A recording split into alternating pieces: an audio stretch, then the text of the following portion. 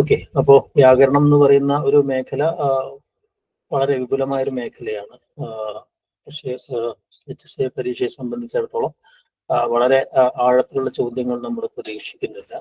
അപ്പൊ അതുകൊണ്ട് തന്നെ അതിനകത്ത് വ്യാകരണവുമായി ബന്ധപ്പെട്ട മെറ്റീരിയൽസ് അതിനകത്ത് തരുന്നതിനകത്ത് വളരെ ഡീറ്റെയിൽ ആയിട്ടുള്ള വളരെ അനലിറ്റിക്കലായിട്ടുള്ള കുറെ വീഡിയോ ക്ലാസ്സസ് ഉണ്ടായിരിക്കും. അത്തരം ക്ലാസ്സുകളൊന്നും തൽക്കാലം നിങ്ങൾക്ക് ഇപ്പോൾ ആവശ്യമില്ല. താല്പര്യമുള്ളവർക്ക് നോക്കാവുന്നതുള്ളൂ. ബേസിക് ആയ കാര്യങ്ങൾ മാത്രം വേറെ നോട്ട് രൂപത്തിൽ തരാം. അത്തരം കാര്യങ്ങളായിരിക്കും ചെയ്യും. ബാക്കിയെല്ലാം ചോദ്യങ്ങളിലൂടെ നമുക്ക് പരിഹരിക്കാം.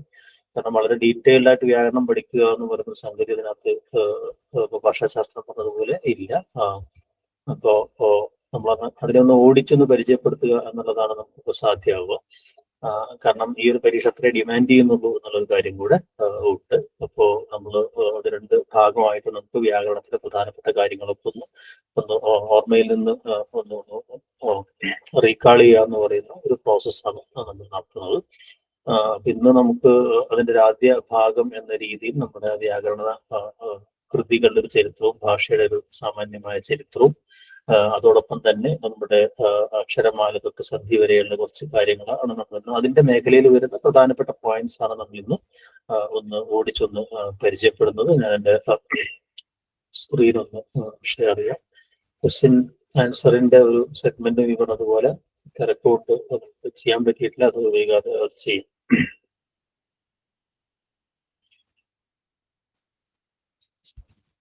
സ്ക്രീൻ വിസിബിൾ ആണെന്ന് തോന്നുന്നു. ഇതിന്റെ ഒരു ആദ്യ ഭാഗം നമ്മൾ നേരത്തെ കാണുന്നുണ്ടോ?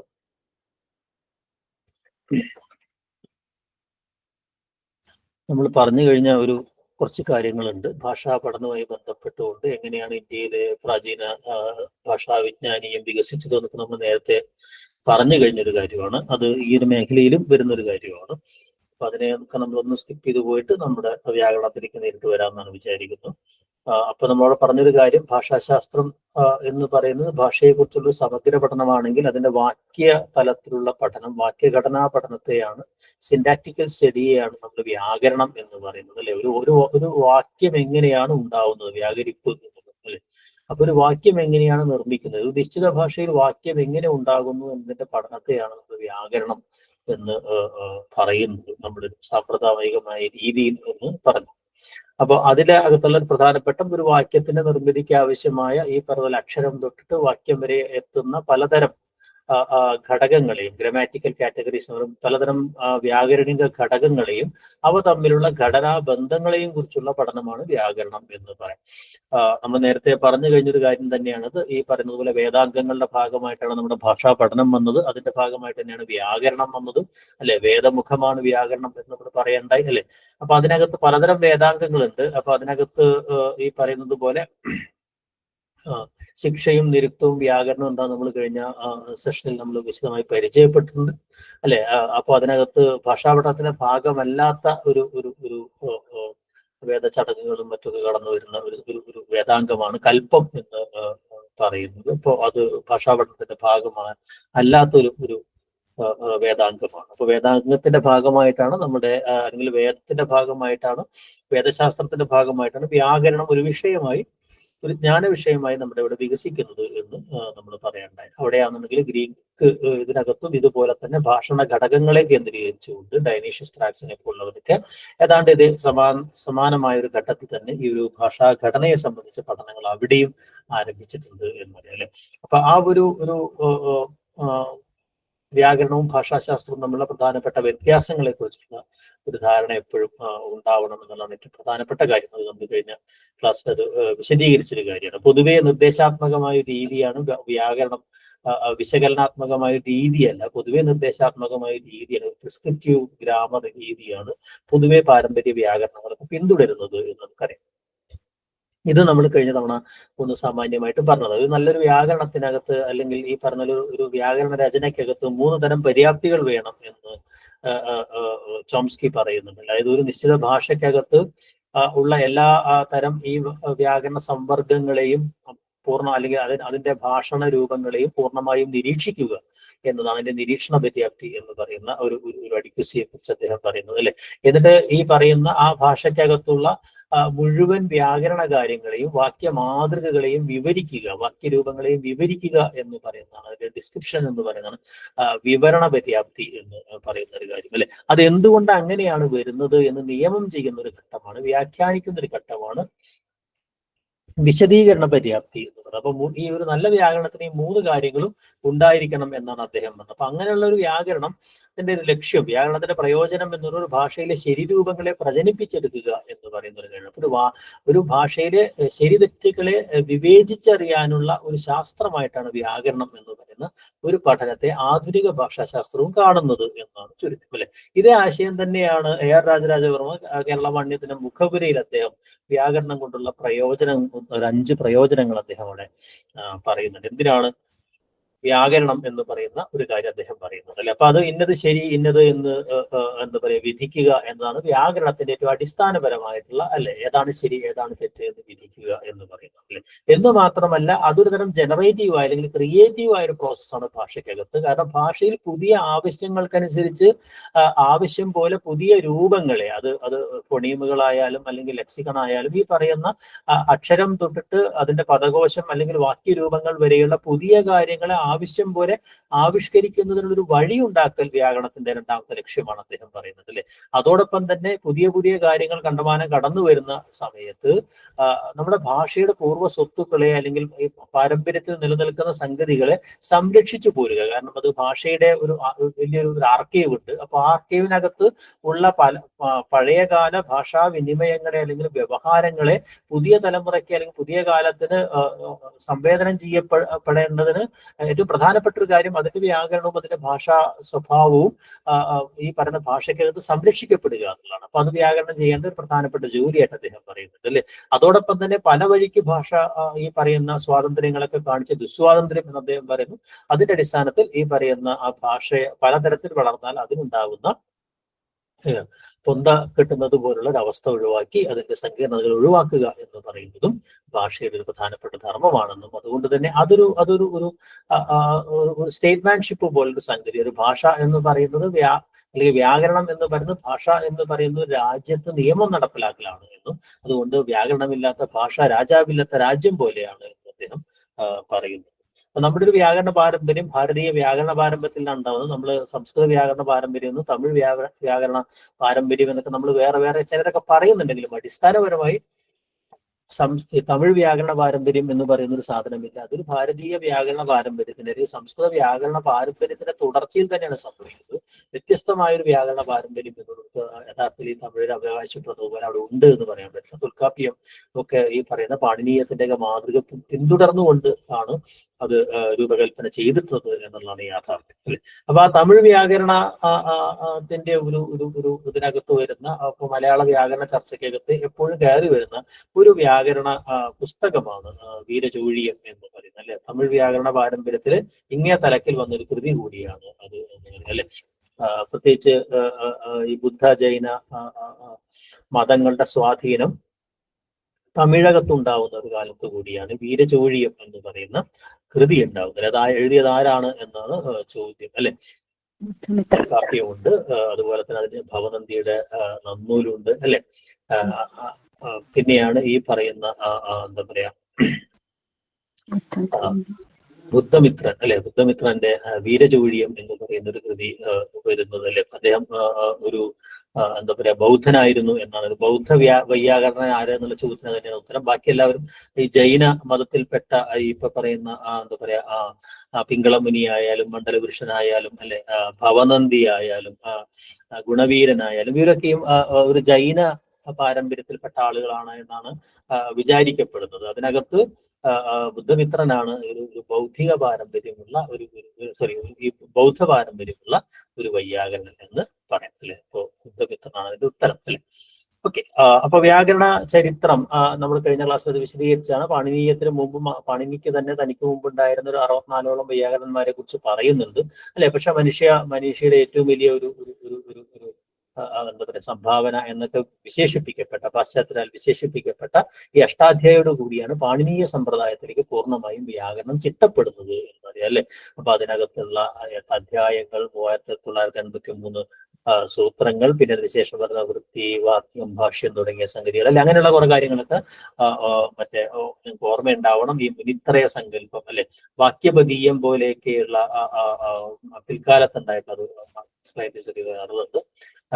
കൃതികൾ വരുന്നുണ്ട്, ഭർത്തഹരിയെ പോലുള്ള ആളുകൾ കടന്നു വരുന്നുണ്ട് അല്ലെ. അപ്പൊ അങ്ങനെ സംസ്കൃതത്തിന് അതിൻ്റെതായ ഒരു ഒരു വ്യാകരണ പാരമ്പര്യമുണ്ട്. ഈ ഒരു അല്ലെങ്കിൽ ഈ പറഞ്ഞ സംഘകാലം തൊട്ട് തന്നെ സംഘകാല കൃതികളുടെ ഭാഗമായിട്ട് തൊൽക്കാപ്പിയർ എഴുതിയുള്ള തൊൽക്കാപ്പിയം എന്ന് പറയുന്ന വ്യാകരണം വരുന്നുണ്ട് അല്ലെ. നമ്മുടെ ലീലാതിലക സന്ധി കാര്യങ്ങളെ പൂർണ്ണമായും ഇപ്പൊ പി രാമൻ മാഷിന്റെ ഒക്കെ ഒരു ഗവേഷണ പഠനം തന്നെ ഈ തൊൽക്കാപ്പിയത്തിലെ സന്ധികളുടെ പകർപ്പുകളാണ് ലീലാതിലകത്തിലേത് എന്ന് അദ്ദേഹം തെളിയിച്ചിട്ടുണ്ട്.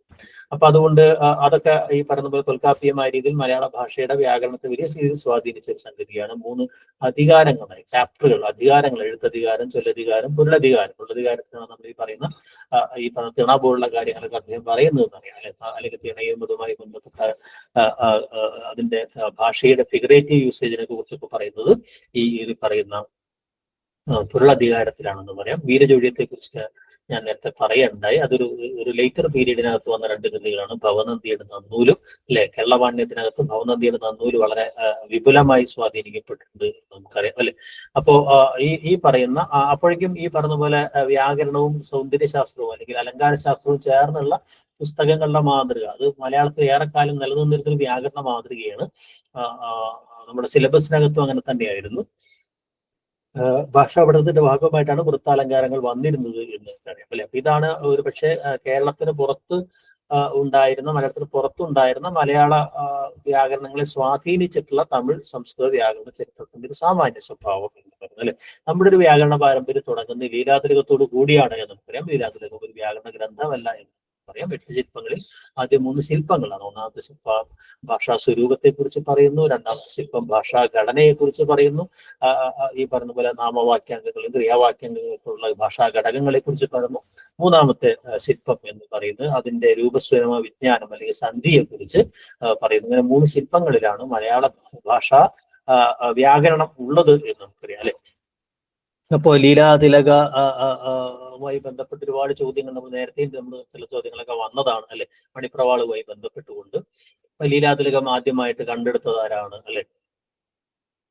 അത് ആദ്യമായിട്ട് കുറച്ച് ഭാഗം ട്രാൻസ്ലേറ്റ് ചെയ്തു. ലീലാതിലകം മുഴുവനായിട്ടും തർജ്ജമ ചെയ്ത ആളാണ്. ലീലാതിലകം ആദ്യം വന്ന മാസിക ഏതാണ്, ലീലാതിലകത്തിന് ആരൊക്കെ എന്തൊക്കെ വ്യാഖ്യാനങ്ങൾ നൽകിയിട്ടുണ്ട്, ഇങ്ങനെ ലീലാതിലകവുമായി ബന്ധപ്പെട്ട് ചില ചോദ്യങ്ങൾ എപ്പോഴും നമ്മുടെ ഓർമ്മയിൽ ഉണ്ടാവണം അല്ലെ. അതിന്റെ ഒരു സാമ്പിൾ ആണ് ഈ ലീലാതിലക സൂത്രഭാഷ്യം രചിച്ചത് ആരാണ് എന്നത്. ആർക്കെങ്കിലും അറിയാവോ? CK ചന്ദ്രശേഖരൻ നായർ. CK ചന്ദ്രശേഖരൻ നായരുടേതാണ് ഈ ലീലാതിലക സൂത്രഭാഷ്യം. ബാക്കിയുള്ള 3 പേരും ലീലാതിലകത്തിന് വ്യാഖ്യാനങ്ങൾ അല്ലെങ്കിൽ ലീലാതിലകത്തിന്റെ പ്രസാധനവുമായി ബന്ധപ്പെട്ട് വളരെ പ്രധാനപ്പെട്ട റോളുകൾ വഹിച്ച ആളുകളാണ്. അപ്പം തമ്പുരാൻ ആദ്യം വരുന്നു, സമ്പൂർണ്ണ ഇത് ആറ്റൂർ കൃഷ്ണപ്രസാദി വരുന്നു, ഇളംകുളം കുഞ്ഞമ്പിള്ളയുടെ ലീലാതിലക ഈ പറയുന്ന വ്യാഖ്യാനമാണ് നമ്മൾ പൊതുവെ സ്വീകരിച്ച് നമ്മൾ ഉപയോഗിച്ചുകൊണ്ടിരിക്കുന്നത്. ചുവനാട് കുഞ്ഞമ്പിള്ളയെ ഉള്ളൊക്കെ ഒരുപാട് പേര് ഈ പറഞ്ഞ പോലെ ലീലാതിലകത്തെ പലതരത്തിൽ വ്യാഖ്യാനിച്ചിട്ടുണ്ടെന്ന് നമുക്കറിയാം അല്ലെ. അപ്പോൾ ലീലാതിലകത്തിന് കൈരളി തിലകം എന്ന വ്യാഖ്യാനം എഴുതിയത് ആരാണ് എന്നാണ് ചോദ്യം അല്ലെ. വ്യാഖ്യാനങ്ങൾക്ക് ചില പേരുകളും ചിലരൊക്കെ കൊടുത്തിട്ടുണ്ട്. ഈ 4 പേരും വ്യാഖ്യാനങ്ങൾ എഴുതിയ ആളാണ് അല്ലെ. കൈരളി തിലകം എന്ന വ്യാഖ്യാനം രചിച്ചത് ആരാണ് എന്നാണ് ചോദ്യം അല്ലെ. ചുവനാടിന്റെ വ്യാഖ്യാനമാണ് അല്ലെ. അപ്പൊ മലയാള വ്യാകരണത്തെ നമ്മൾ 3 ഘട്ടങ്ങളായി തരംതിരിക്കും. ഒന്ന് ഈ പറയുന്ന ആദ്യത്തെ ഒരു ഘട്ടം എന്ന് പറയുന്ന ആദ്യ മിഷണറി വ്യാകരണത്തിന്റെ ഒരു ഘട്ടമാണ് ആദ്യത്തെ ഘട്ടം എന്ന് പറയുന്നത് അല്ലെ. മിഷണറി വ്യാകരണത്തിന്റെ ഒരു ഘട്ടം വരെ. അതിനുശേഷം ഗുണ്ടത്ത് തൊട്ട് വരുന്ന ആധുനിക മലയാള വ്യാകരണത്തിന്റെ ഒരു ഘട്ടം അവിടെ വരുന്നുണ്ട് അല്ലെ. അവിടെ 2 തരം ധാരകൾ ഉണ്ടാവുന്നത്. ഒന്ന് ഈ പാശ്ചാത്യ മിഷണറിമാരുടെ പാശ്ചാത്യ ഭാഷാശാസ്ത്ര സങ്കല്പങ്ങൾക്കകത്ത് നിന്നുകൊണ്ടുള്ള ഒരു തരം കമ്പാരിറ്റീവ് മെത്തേഡിനകത്ത്, ഹിസ്റ്റോറിക്കൽ ആൻഡ് കമ്പാരിറ്റീവ് മെത്തേഡിനകത്ത് രൂപം കൊള്ളുന്ന ഒരു അതോടൊപ്പം തന്നെ സംസ്കൃതത്തെ അതിൽ നിന്ന് മാറ്റി നിർത്തി ദ്രാവിഡ ഭാഷാ ഗോത്രം എന്ന് പറയുന്ന ഒരു ഗോത്ര നിർമ്മിതിക്ക് അകത്തു നിന്നുകൊണ്ട് അതിന്റെ ഗോത്ര സങ്കല്പത്തിനകത്ത് നിന്നുകൊണ്ട് മലയാളത്തെ അതിനകത്ത് പ്രതിഷ്ഠിച്ചുകൊണ്ട് വിശദീകരിക്കാനുള്ള ദ്രാവിഡ ഗോത്ര ബന്ധങ്ങളും ഉറവിടങ്ങളും അന്വേഷിച്ചുകൊണ്ടും സംസ്കൃതത്തിൽ അതിനെ വ്യവച്ഛേദിച്ചുകൊണ്ടും വ്യാകരണം എഴുതാനുള്ള ഒരു പണിയാണ് മിഷണറിമാർ ചെയ്യുന്നത്. അതിന് പാരലായിട്ട് ഇവിടെയുള്ള ചില വൈയാകരണന്മാർ സംസ്കൃത വ്യാകരണ പാരമ്പര്യത്തിൽ നിന്നുകൊണ്ട് തദ്ദേശീയമായൊരു വ്യാകരണ പാരമ്പര്യം സൃഷ്ടിച്ചെടുക്കാൻ വേണ്ടി ശ്രമിക്കുന്നുണ്ട് അല്ലെ. പ്രധാനമായിട്ടും കോവിഡ് നെടുങ്ങാടിയും മൂത്തനെയും പോലുള്ള ആളുകൾ അല്ലെ. ഇതിന്റെ ഒരു സമന്വയം ആണ് യഥാർത്ഥത്തിൽ ജോർജ് മാർട്ടിന്റെ മലയായ്മയുടെ വ്യാകരണം എന്നുള്ളത് അല്ലെ. അപ്പൊ അവരുടെയൊക്കെ വ്യാകരണങ്ങൾക്ക് ആ രീതിയിൽ പ്രസക്തി ഉണ്ട്. ആഞ്ചലോ ഫ്രാൻസിസിൽ തുടങ്ങി അല്ലെ, അർണോസ് പാദ്രി ഉണ്ട് അല്ലെ, റോബർട്ട് റമ്മണ്ട് ഉണ്ട്. പിന്നീട് ഈ പറയുന്ന ആദ്യകാല വ്യാകരണങ്ങളൊക്കെ ലഭിക്കാതിരുന്നല്ലേ, സ്പ്രിങ്ങിന്റെയും ജോസഫീറ്റിന്റെയും ഒക്കെ വ്യാകരണം അങ്ങനെയാണ് വരുന്നത്. അപ്പൊ അങ്ങനെയുള്ള വ്യാകരണങ്ങൾ വരുന്നത് ഏതാണ്ട് ഒരു കേരളപാണിനി, അതിനുശേഷം കേരളപാണ്ഡ്യത്തിന് ശേഷം എന്ന് പറയുന്ന രീതിയിലാണ് അതിന്റെ മൂന്നാമത്തെ ഘട്ടം. കേരളപാണ്ഡ്യത്തെ കേന്ദ്രീകരിച്ചുകൊണ്ടാണ് സക്കറിയൊക്കെ പറഞ്ഞതുപോലെ കേരളപാണിനിയത്തെ തുറന്നു ഉണ്ടായിട്ട് എല്ലാ വ്യാകരണ ചർച്ചകളും കേരളപാണ്ഡ്യത്തെ സൂത്രരൂപത്തിൽ നിർത്തിക്കൊണ്ട് അതിനെ വ്യാഖ്യാനിച്ചുകൊണ്ടുള്ള മുന്നേറ്റങ്ങളായിട്ടാണ് നമ്മൾ കാണുന്നത്. അല്ലാതെ അതിനുശേഷം ഒരു പ്രധാനപ്പെട്ട വ്യാകരണ കൃതി, ധാരാളം വ്യാകരണ കൃതികൾ ഉണ്ടെങ്കിൽ കൂടിയും കേരളപാണ്ഡ്യത്തിന്റെ അപ്രമാദിത്വം അതേപോലെ തുടരുകയും ചെയ്യുന്നുണ്ട് എന്ന് നമുക്കറിയാം അല്ലെ. അപ്പൊ അതിനകത്ത് ചില വ്യാകരണ കൃതികൾ, അതിന്റെ പ്രത്യേകതകൾ, അതിന്റെ കർത്താക്കൾ, അങ്ങനെയുള്ള ചില ചോദ്യങ്ങളൊക്കെ വരാനുള്ള സാധ്യതയുണ്ട്. അപ്പൊ അതൊന്ന് ഓടിച്ചൊന്ന് നമുക്കൊന്ന് പരിചയപ്പെടാം അല്ലെ. ഇപ്പൊ ഇതിനകത്ത് 5 വ്യാകരണ കൃതികളും അല്ലെ, അതുപോലെ തന്നെ 6 വൈയാകരണന്മാരുടെയും പേരുകളുണ്ട് അല്ലെ. അപ്പൊ അതിനകത്ത് grammar of the Malabar language ആരുടേതാണ്, അതുപോലെ മലയാള ഭാഷാ വ്യാകരണം, dissertation on the Malayalam language, progressive grammar of the Malayalam language for Europeans, ഗ്രന്ഥഭാഷയുടെ വ്യാകരണം, ഇതൊക്കെ ആരുടേതാണ് എന്നുള്ള ചോദ്യമാണ്. അതിലൊക്കെയും അതിലെ ഉത്തരങ്ങൾ കൃത്യമായിട്ട് അറിയാവോ? Grammar of the Malabar language എന്ന് പറയുന്നത് റമ്മണ്ടിന്റേതാണ് അല്ലെ, റോബർട്ട് റമ്മണ്ടിന്റേതാണ്. ഫ്രോൺമയറിന്റേത് a progressive grammar of the Malayalam language for Europeans എന്ന് പറയുന്നതാണ്. പ്രോഗ്രസീവ് ഗ്രാമർ എന്ന് പറഞ്ഞാൽ ഈ ലേറ്റർ പീരീഡിൽ ഉണ്ടായിട്ടുള്ള ഒരു കൃതിയാണ് ഫ്രോൺമയറിന്റെ. അല്ലെ, ഒരുപാട് പ്രത്യേകതകളുണ്ട്, എനിക്ക് വരാം. എ പ്രോഗ്രസീവ് ഗ്രാമർ എന്ന് പറയുന്നത് അല്ലെ. മലയാള ഭാഷാ വ്യാകരണം എന്ന് പറയുന്നത് ഗുണ്ടത്തിന്റെ ഈ പറഞ്ഞതുപോലെ മലയാളത്തിലെ ഒരു ഡിസ്ക്രിപ്റ്റീവ് ഗ്രാമറാണ്, ആധുനികമായ വ്യാകരണത്തിന്റെ മാതൃകയാണ് അത് എന്ന് പറയുന്നത്. Dissertation on the Malayalam language മലയാളത്തെ സംബന്ധിച്ചുണ്ടായിട്ടുള്ള മിഷണറിമാരുടെ ആദ്യ വ്യാകരണ ശ്രമമാണ്. വ്യാകരണം എന്ന് പറയാൻ പറ്റില്ല, ഭാഷാ പഠന ശ്രമമാണ് അല്ലെ. അതാര് എഴുതിയതാണ്?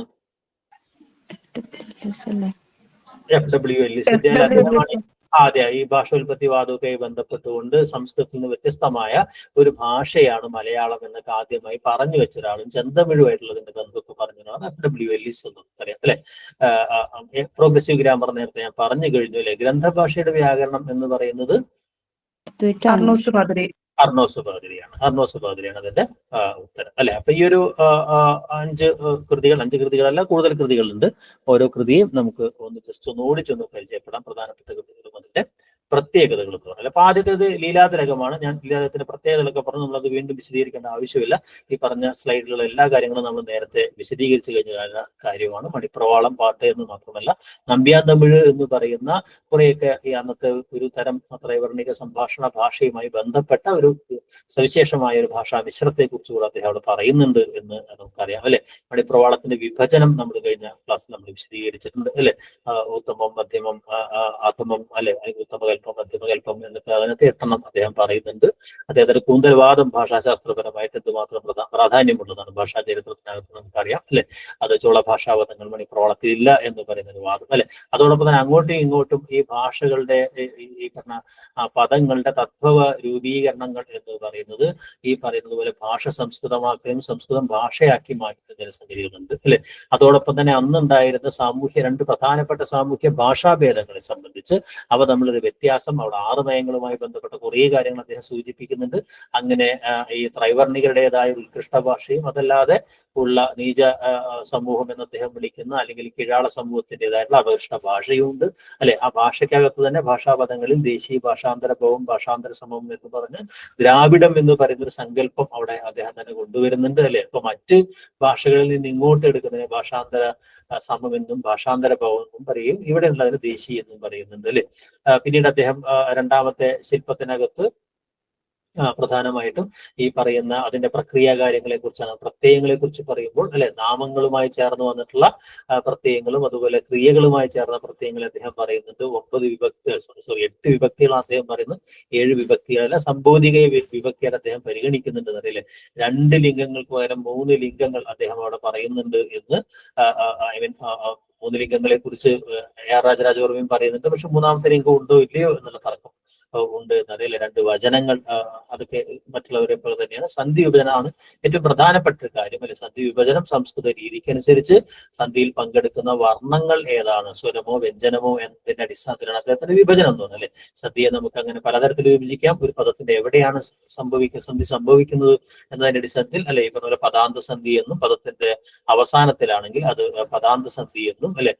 പ്രകൃതി പ്രത്യയങ്ങൾ, അതായത് രണ്ട് പദങ്ങൾ തമ്മിൽ കൂടി ചേരുമ്പോഴാണെങ്കിൽ അത് പദാന്ത സന്ധിയാണ് സമസ്ത പദങ്ങളിൽ അല്ലെ. അല്ലെങ്കിൽ പ്രകൃതിയും പ്രത്യയം ചേർന്ന് ഒരു പദം ഉണ്ടാക്കുന്ന സമയത്താണെങ്കിൽ അത് പദമധ്യസന്ധി എന്നും രണ്ടും കൂടി ചേർന്ന് ഉഭയസന്ധി എന്നും നമ്മൾ പറയും അല്ലെ. സന്ധിയിൽ പങ്കെടുക്കുന്ന വർണ്ണങ്ങളുടെ അടിസ്ഥാനത്തിലാണ് ഈ വിഭജനം ഉള്ളത്. സ്വരസന്ധി രണ്ട് സ്വരമാണെങ്കിൽ വ്യഞ്ജനസന്ധി രണ്ട് വ്യഞ്ജനമാണെങ്കിൽ ആദ്യത്തേത് സ്വരവും രണ്ടാമത്തേത് വ്യഞ്ജനമാണെങ്കിൽ സ്വരവ്യഞ്ജന സന്ധി, തിരിച്ചാണെങ്കിൽ വ്യഞ്ജന സ്വരസന്ധി അല്ലെ. വ്യഞ്ജന സ്വരസന്ധിയാണ് നമ്മുടെ ഭാഷയ്ക്കകത്ത് കാര്യമായിട്ടില്ല എന്ന് AR രാജരാജവർമ്മയൊക്കെ പറയുന്നു അല്ലെ. അപ്പൊ അങ്ങനെ സന്ധികളെ നമ്മൾ ഈ പറയുന്നത് പോലെ എന്താ പറയാ, നേരത്തെ ഉണ്ടായിരുന്നു. ARന് മുമ്പ് ഉണ്ടായിരുന്ന പ്രബലമായ രണ്ട് വിഭജനം അതായിരുന്നു. ARോട് കൂടിയാണ് സന്ധിയിൽ പങ്കെടുക്കുന്ന വർണ്ണങ്ങൾക്ക് സംഭവിക്കുന്ന വികാരങ്ങളുടെ അടിസ്ഥാനത്തിൽ വർണ്ണം ലോപിക്കുന്നത് ലോപസന്ധി, ഒരു വർണ്ണം ആഗമിക്കുന്ന ആഗമസന്ധി, ആഗമിക്കുന്ന വർണ്ണം അത് അതേ വർണ്ണം തന്നെയാണെങ്കിൽ അത് ദ്വിത്വസന്ധി, ആഗമവും ലോപവും ഒരുമിച്ച് സംഭവിക്കുകയാണെങ്കിൽ ആദേശസന്ധി എന്ന് പറയുന്ന മറ്റൊരു വിഭജനം, മൂന്നാമതൊരു വിഭജനം പ്രബലമാവുന്നു അല്ലെ. അപ്പോ ലീലാതിലകവുമായി ബന്ധപ്പെട്ട പ്രധാനപ്പെട്ട കാര്യങ്ങൾ ഓർമ്മയുണ്ടാവണം അല്ലെ. ചില ചോദ്യങ്ങൾ ലീലാതിലകത്തിലെ സൂത്രങ്ങൾ, നമുക്ക് ആവശ്യമുള്ള സൂത്രങ്ങൾ നമുക്ക് വഴിയെ പരിചയപ്പെടാം. മറ്റു വ്യാകരണ കൃതികളെ കുറിച്ച് ഒന്ന് പരിചയപ്പെട്ട് കഴിഞ്ഞാൽ ആഞ്ചലോ ഫ്രാൻസിസ് AD 1700 മലബാറിലെ സംഭാഷണ ഭാഷയുടെ വ്യാകരണം എന്ന് പറയുന്ന ഒരു വ്യാകരണ കൃതി എന്നുള്ളത് നമ്മൾ തുടക്കത്തിൽ ഒരു സംഗതിയായിട്ടത് പറയുന്നതാണ് അല്ലെ. ഗ്രന്ഥഭാഷയുടെ വ്യാകരണം എന്നൊക്കെ ഇതൊക്കെ പിൽക്കാലത്ത് കണ്ടെടുക്കപ്പെട്ടിട്ടുള്ള, റോമിൽ നിന്നും മറ്റൊക്കെ കണ്ടെടുക്കപ്പെട്ടിട്ടുള്ള വ്യാകരണമാണ്. പോർച്ചുഗീസ് ഭാഷയായിട്ട് ബന്ധപ്പെടുത്തിയിട്ടാണ് പലപ്പോഴും ഈ അർണോസ് ബാദ്രി ഈ പറഞ്ഞ നിഘണ്ടുക്കളും കാര്യങ്ങളൊക്കെ ഉണ്ടാക്കുന്നത് നമുക്കറിയാം അല്ലെ. റോബർട്ട് റമ്മണ്ടിന്റെ വ്യാകരണമാണ് വളരെ വ്യത്യസ്തമായ സാധനം. 1799 grammar of the Malabar language എന്ന് പറയുന്നത് ഈ പറയുന്ന ഇംഗ്ലീഷിൽ എഴുതപ്പെട്ട ആദ്യത്തെ വ്യാകരണം അല്ലെ. ഓരോന്നിനും അങ്ങനെ ചില പ്രത്യേകതകളുണ്ട്, അത് ഓർമ്മയുണ്ടാവണം അല്ലെ. ഉപന്യാസം വരെ എത്തുന്ന അല്ലെ, പ്രോസ് വരെ എത്തുന്ന പല കാര്യങ്ങളും ഉൾപ്പെടുത്തിയിട്ടുള്ള ഒരു സമഗ്രമായ വ്യാകരണമാണ് അല്ലെ ഉള്ളത് അല്ലെ. അദ്ദേഹം 51 അക്ഷരങ്ങളെ കുറിച്ചാണ് പറയുന്നത്. മലയാളത്തിലെ അക്ഷരമാലയെ കുറിച്ചിട്ട് ഓരോ വൈയാകരണന്മാർ ഓരോ നമ്പറാണ് നൽകുന്നതെന്ന് അറിയാം അല്ലെ. അപ്പൊ അതിനെക്കുറിച്ചൊക്കെ ഒരു ധാരണ ഉണ്ടാവണം. മിഷണറിമാരുടെ ആദ്യകാലത്തേക്ക് 51 അക്ഷരങ്ങൾ എന്നതാണ് പ്രധാനമായിട്ടും ഉണ്ടായിരുന്നത് അല്ലെ. പിന്നീട് ഒരു വ്യാകരണ മാതൃക, പ്രത്യേകിച്ച് ഈ പഠനാവശ്യങ്ങൾക്ക് വേണ്ടിയുള്ള ഒരു വ്യാകരണ മാതൃക എന്നുള്ള അർത്ഥത്തിലൊക്കെ ക്രമേണ രൂപപ്പെടുന്ന ഒരു സംഗതി ഉണ്ടാകുന്നുണ്ട് അല്ലെ. പ്രത്യേകിച്ച് പുറത്തു വരുന്ന ആളുകൾക്ക് എന്നുള്ള അർത്ഥത്തിൽ. അങ്ങനെയാണ് outlines of the grammar of the Malayalam language as spoken in the province of north and south Malabar and the kingdom of Travancore എന്ന് പറയുന്ന എഫ് സ്പ്രിങ്ങിന്റെ പുസ്തകം ഉണ്ടാവുന്നത്. കൊച്ചിയെ കൂടെ ഉൾപ്പെടുത്തിക്കൊണ്ടാണ്.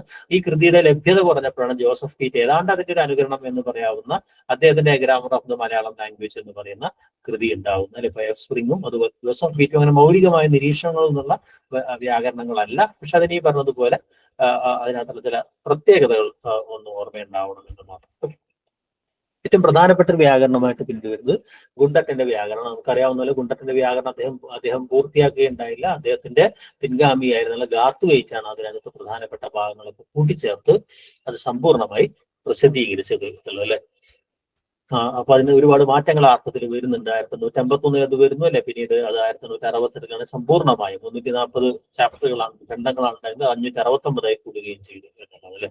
50 അക്ഷരങ്ങളാണ് അല്ലെ, 19 സ്വരവും 38 വ്യഞ്ജനങ്ങളടക്കം അദ്ദേഹം പറയുന്നത് അല്ലെ. വത്സ്യവർഗത്തെ കുറിച്ചുള്ള ആദ്യത്തെ നിരീക്ഷണങ്ങൾ അദ്ദേഹത്തിൻ്റെതാണ് എന്ന് നമുക്കറിയാം അല്ലെ. അതോടൊപ്പം തന്നെ അദ്ദേഹത്തിന്റെ നെയിമിംഗ് പ്രോസസ്സിൽ ഉണ്ടാകുന്ന പലതരം വ്യത്യാസങ്ങൾ അല്ലെ. അതുപോലെ പദവിഭജനങ്ങൾക്കകത്ത് അദ്ദേഹം നൽകുന്ന സൂക്ഷ്മമായ ചില വ്യത്യാസങ്ങൾ, ബലക്രിയ തുടങ്ങിയ സംഗതികൾ അല്ലെ. അതോടൊപ്പം തന്നെ ഈ നമ്മുടെ ഈ ദ്യോതക ശബ്ദങ്ങളെ കുറിച്ചുള്ള അദ്ദേഹത്തിന്റെ വളരെ വ്യത്യസ്തമായിട്ടുള്ള ചില നിരീക്ഷണങ്ങൾ, അതൊക്കെ വളരെ പ്രധാനപ്പെട്ട ഈ നല്ല വ്യം, അനുകരണ ശബ്ദം എന്നൊക്കെ പറയുന്ന അല്ലെ, പദസങ്കല്പം എന്ന് പറയുന്നത് അല്ലെ. പലപ്പോഴും അദ്ദേഹം അർത്ഥത്തിനപ്പുറം രൂപപരമായിട്ട് AR നാമാദിയാം വിഭാഗത്തിലെല്ലാം അർത്ഥനിയാമകം എന്ന് പറയുമ്പോൾ രൂപത്തിന്റെ അടിസ്ഥാനത്തിൽ അദ്ദേഹം നടത്തുന്ന പദവിഭജനം എന്ന് പറയുന്നത് അല്ലെ. വിഭക്തികാരത്തിനാണെങ്കിൽ അദ്ദേഹമാണ് ആദ്യമായിട്ട് സംബന്ധിക വിഭക്തി അല്ല എന്നൊക്കെ പറയുന്ന ഒരു പ്രധാനപ്പെട്ട ഒരു കാഴ്ചപ്പാട് അദ്ദേഹം അവതരിപ്പിക്കുന്നത് അല്ലെ. അപ്പൊ അങ്ങനെയുള്ള വളരെ വ്യത്യസ്തമായിട്ടുള്ള അല്ലെങ്കിൽ വളരെ ആഴത്തിലുള്ള ഒരുപാട് നിരീക്ഷണങ്ങൾ അടങ്ങിയ ഒരു പുസ്തകമാണ് ഹെർമൻ ഗുണ്ടട്ടന്റെ മലയാള ഭാഷാ വ്യാകരണം അല്ലെ. ഗാർത്തുവൈറ്റിന്റെയും എല്ലിസിന്റെയും എഡസേഷൻ ഓഫ് മലയാളം ലാംഗ്വേജ് എന്ന് പറയുന്ന ചെന്തമിഴിന്റെ ഒരു ശാഖയാണ് മലയാളം എന്ന അർത്ഥത്തിൽ അദ്ദേഹം മാത്രമാണ് ചെന്തമിഴുമായിട്ട് മലയാളത്തെ ബന്ധിപ്പിക്കുന്നത് അല്ലെ.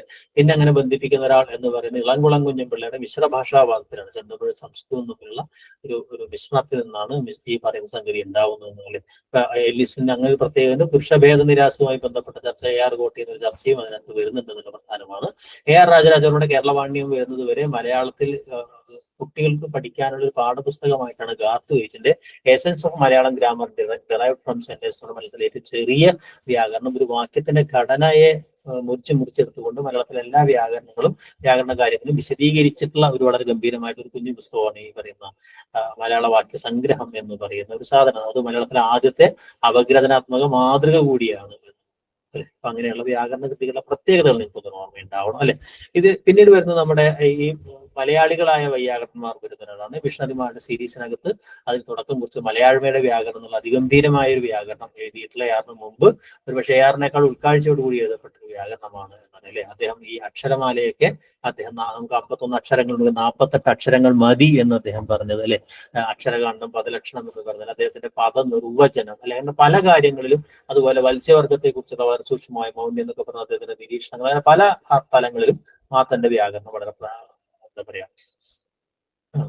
ശ്രദ്ധയുള്ളതാണ്. പ്രത്യേകിച്ച് രൂപപരമായിട്ട് അദ്ദേഹം നാമം, ക്രിയ, അവ്യയം എന്ന് മാത്രം പദങ്ങളെ സംസ്കൃത രീതിക്ക് അനുസരിച്ചൊക്കെ പദവിഭജനമൊക്കെ നടത്തിയത് വളരെ പ്രധാനമാണ് അല്ലെ. പാച്ചുമുത്തന്റെയും കോവിലന്റെയും വ്യാകരണങ്ങൾക്ക് അങ്ങനെയുള്ള മൗലികമായ നിരീക്ഷണങ്ങളൊന്നുമില്ല എന്ന് മാത്രമല്ല, ഈ സംസ്കൃത വ്യാകരണം അതുപോലെ യാന്ത്രികമായി മലയാള ഭാഷയിലേക്ക് കടത്തിക്കൊണ്ടുവന്നുള്ള ഒരുപാട് സങ്കീർണതകൾ ആ രണ്ട് വ്യാകരണ കൃതികൾക്കകത്തും കാണാം എന്നുള്ളതാണ് അല്ലെ. കോവിലന്റെടുങ്ങാടിക്ക് നേരെ അദ്ദേഹം ഈ സംസ്കൃത ഭാഷയിൽ നിന്നാണ് മലയാളം ഉണ്ടായതെന്നുള്ള വാദം ഉന്നയിച്ചു എന്നൊക്കെ കൊണ്ട് KM ജോർജ് ചില ആരോപണങ്ങളൊക്കെ ഉന്നയിച്ചതിന്, ചില വാദങ്ങളൊക്കെ ഉന്നയിച്ചതിന്റെ ഭാഗമായിട്ടാണ് അദ്ദേഹത്തിന്റെ കോവിലന്റെടുങ്ങാടിയുടെ കേരള കൗമുദി എന്ന് പറയുന്ന കൃതി നമ്മുടെ ചരിത്രത്തിൽ ബാക്കിയായി നിലനിൽക്കുന്നത് എന്നുള്ളതാണ്. പക്ഷെ ഇങ്ങനെ ചില ചോദ്യങ്ങൾ വരാം. ചോദ്യോത്തര രീതിയിൽ എഴുതപ്പെട്ട വ്യാകരണ കൃതി ഏത് അല്ലെ, കേരള ഭാഷാ വ്യാകരണം അല്ലെ, അങ്ങനെയുള്ള കുറെ ചോദ്യങ്ങൾ അല്ലെങ്കിൽ അക്ഷരമാലയുമായി ബന്ധപ്പെട്ട ചോദ്യങ്ങളൊക്കെ ഉണ്ടാവാം എന്നുള്ളതാണ്. കോവിലന്റെടുങ്ങാടിക്ക് 55 അക്ഷരങ്ങളിലേക്ക് വരുന്നത് എത്തുന്നുണ്ട് എന്നുള്ള കാര്യം ഓർമ്മയുണ്ടാവണം. ഓക്കെ, ജോൺ കുന്നപ്പള്ളി എഴുതിയ വ്യാകരണ കൃതി ഏതാണ് എന്നുള്ളതാണ് ചോദ്യം അല്ലെ. വ്യാകരണ കൃതി, പ്രക്രിയാഭാഷ്യം എന്ന് പറഞ്ഞ വ്യാകരണ കൃതി അത് തന്നെയാണ് ബന്ധപ്പെടുന്നത്. മലയാള വ്യാകരണ കൃതിയല്ല, സംസ്കൃതവുമായി ബന്ധപ്പെട്ട കൃതിയാണ് അറിയാം അല്ലെ. ഫ്രോൺമയർ അല്ലെ, വളരെ പ്രസിദ്ധമായിട്ടുള്ള ഒരു വ്യാകരണമാണ്. പ്രത്യേകിച്ച് മലയാളത്തിൽ ആദ്യമായിട്ട് മലയാളത്തിലെ ഭാഷാഭേദങ്ങളെ കുറിച്ച്, വംശീയ ഭാഷയെ കുറിച്ച് ഒക്കെയുള്ള വളരെ സൂക്ഷ്മമായ നിരീക്ഷണങ്ങൾ നടത്തിയിട്ടുള്ള ഒരാളാണ് അല്ലെ. അപ്പൊ അങ്ങനെ പല മലയാളത്തിലെ പ്രധാനപ്പെട്ട ചില ശൈലികൾ, അതുപോലെ തന്നെ ഈ രചനാരൂപങ്ങൾ, പലതരം രചനാരൂപങ്ങൾ, അതുപോലെ മലയാളത്തിന്റെ ഗണിത തന്ത്രം, അങ്ങനെയുള്ള ഒരുപാട് കാര്യങ്ങൾ ഉൾക്കൊള്ളിച്ചിട്ടുള്ള ഒരു വ്യാകരണ കൃതിയാണ്. അതോടൊപ്പം തന്നെ ഈ പറയുന്ന യൂറോപ്യൻ ഭാഷകളുമായി മലയാളത്തെ താരതമ്യം ചെയ്യുന്ന ഒരു സംഗതി കൂടിയാണ് ഈ പറയുന്ന ഫ്രോൺമയറിന്റെ എ പ്രോഗ്രസീവ് ഗ്രാമർ എന്ന് പറയുന്ന കൃതി. ഓക്കെ, അപ്പൊ ഇങ്ങനെയുള്ള ഒരുപാട് വ്യാകരണ കൃതികൾ ഉണ്ടായിട്ടുണ്ടെങ്കിലും ഈ വ്യാകരണ കൃതികളൊക്കെ വെറും ചരിത്രമായി മാറ്റിക്കൊണ്ടാണ് AR രാജരാജവരുടെ കേരളപാണ്ഡ്യത്തിന്റെ ഒരു മുഖവരയ്ക്ക് അദ്ദേഹം തന്റെ മുൻകാല വ്യാകരണങ്ങളെ കുറിച്ചൊക്കെ അദ്ദേഹം ചില നിരീക്ഷണങ്ങൾ നടത്തിയിട്ട് അദ്ദേഹം പറയുന്ന ഒരു കാര്യമുണ്ട് അല്ലെ. പല കൃതികളും വളരെ വേസ്റ്റ് ആയിട്ടാണ് എനിക്ക് തോന്നിയത് എന്ന് പറയുന്നത്. അപ്പൊ അദ്ദേഹം വ്യാകരണ രചനയിൽ തന്നെ സഹായിച്ച AR പറയുന്ന മുൻകാല വ്യാകരണം ഏത് എന്നാണ് ചോദ്യം. നമ്മൾ ഈ പറഞ്ഞ വ്യാകരണങ്ങളിൽ ഏതാണ് എന്നാണ് ചോദ്യം അല്ലെ. ആർക്കെങ്കിലും അറിയാവോ? മലയാള ഭാഷാ വ്യാകരണം, മലയാള ഭാഷാ വ്യാകരണം, മലയാളിയുടെ വ്യാകരണം അദ്ദേഹം കണ്ടതായിട്ട് തന്നെ നടിക്കില്ല. പക്ഷെ കണ്ടിരുന്നു അദ്ദേഹം എന്തുകൊണ്ട് അത് പറഞ്ഞില്ല എന്നുള്ളതാണ് യാഥാർത്ഥ്യം. അതിലുള്ള പല നിരീക്ഷണങ്ങളും അദ്ദേഹത്തിന്റെ വ്യാകരണ കൃതിയിൽ കാണാം അല്ലെ. അപ്പോ അദ്ദേഹം അങ്ങനെ റോബർട്ട് കാർഡൂലിന്റെ comparative grammar of the Dravidian ലാംഗ്വേജും അതുപോലെ ഗുണ്ടത്തിന്റെ മലയാള വ്യാകരണം കഴിഞ്ഞാൽ പിന്നെ അദ്ദേഹം പറയുന്ന ബാക്കി പിന്നെ ലീലാതിലകമുണ്ട്, സംസ്കൃതത്തിലാണ് അല്ലെ. അദ്ദേഹം 10 കൃതികളാണ് അദ്ദേഹം എടുക്കുന്നത്. ബാക്കി എല്ലാ കൃതികളും, ബാക്കി 7 കൃതികളും മലയാളം ഒഴികെയുള്ള ഭാഷകൾക്കകത്ത് വന്നിട്ടുള്ള തമിഴ്, കർണാടകം, തെലുങ്ക് തുടങ്ങിയ ഭാഷകൾ, അതുപോലെ തന്നെ ഭവനന്ദിയുടെ നന്നൂലൊക്കെയാണ് അദ്ദേഹം അതിനകത്ത് ഇംഗ്ലീഷ് വ്യാകരണമൊക്കെയാണ് അദ്ദേഹം പറയുന്നത് അല്ലെ. അപ്പോ അങ്ങനെയുള്ളൊരു പ്രസ്താവനയുണ്ട്. അപ്പൊ അത് പറയുന്നത് അതിനകത്ത് ഒരേ ഒരു വ്യാകരണ കൃതിയെ കുറിച്ച് അദ്ദേഹം പറയുന്നുള്ള അർത്ഥത്തിൽ അത് മലയാള ഭാഷാ വ്യാകരണമാണ്.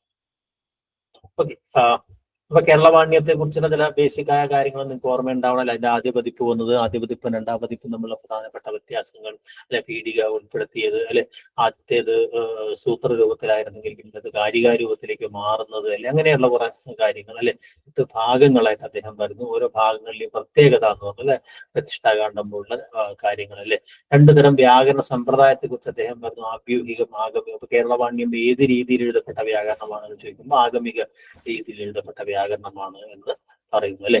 വല്ല അക്ഷരമാലയെ ബന്ധപ്പെട്ട് 1-2 പേരൊക്കെ വരികയാണെന്നുണ്ടെങ്കിൽ അല്ലെ 53 അക്ഷരങ്ങളെ കുറിച്ച് പറയുന്നു എന്ന് പറയുന്ന കാര്യം, അല്ലെ.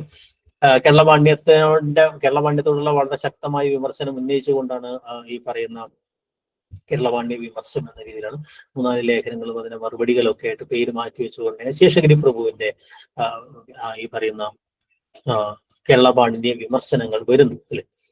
അതിനുശേഷമാണ് അദ്ദേഹം ഈ പറയുന്ന വ്യാകരണമിത്രം, പ്രത്യേകിച്ച് അദ്ദേഹത്തിന്റെ ഒരു പ്രധാനപ്പെട്ട എതിർപ്പ് അതിന് വ്യാകരണ ദർശനമില്ല എന്നതായിരുന്നു. പ്രത്യേകിച്ച് ഈ പറയുന്ന പതഞ്ജലിയെ പോലുള്ള ആളുകളെയൊക്കെ അദ്ദേഹം കണക്കറ്റ് വിമർശിക്കുന്നു തുടങ്ങിയ ചില വിമർശനങ്ങളാണ് അദ്ദേഹം ശേഷഗിരി ഉന്നയിക്കുന്നത്.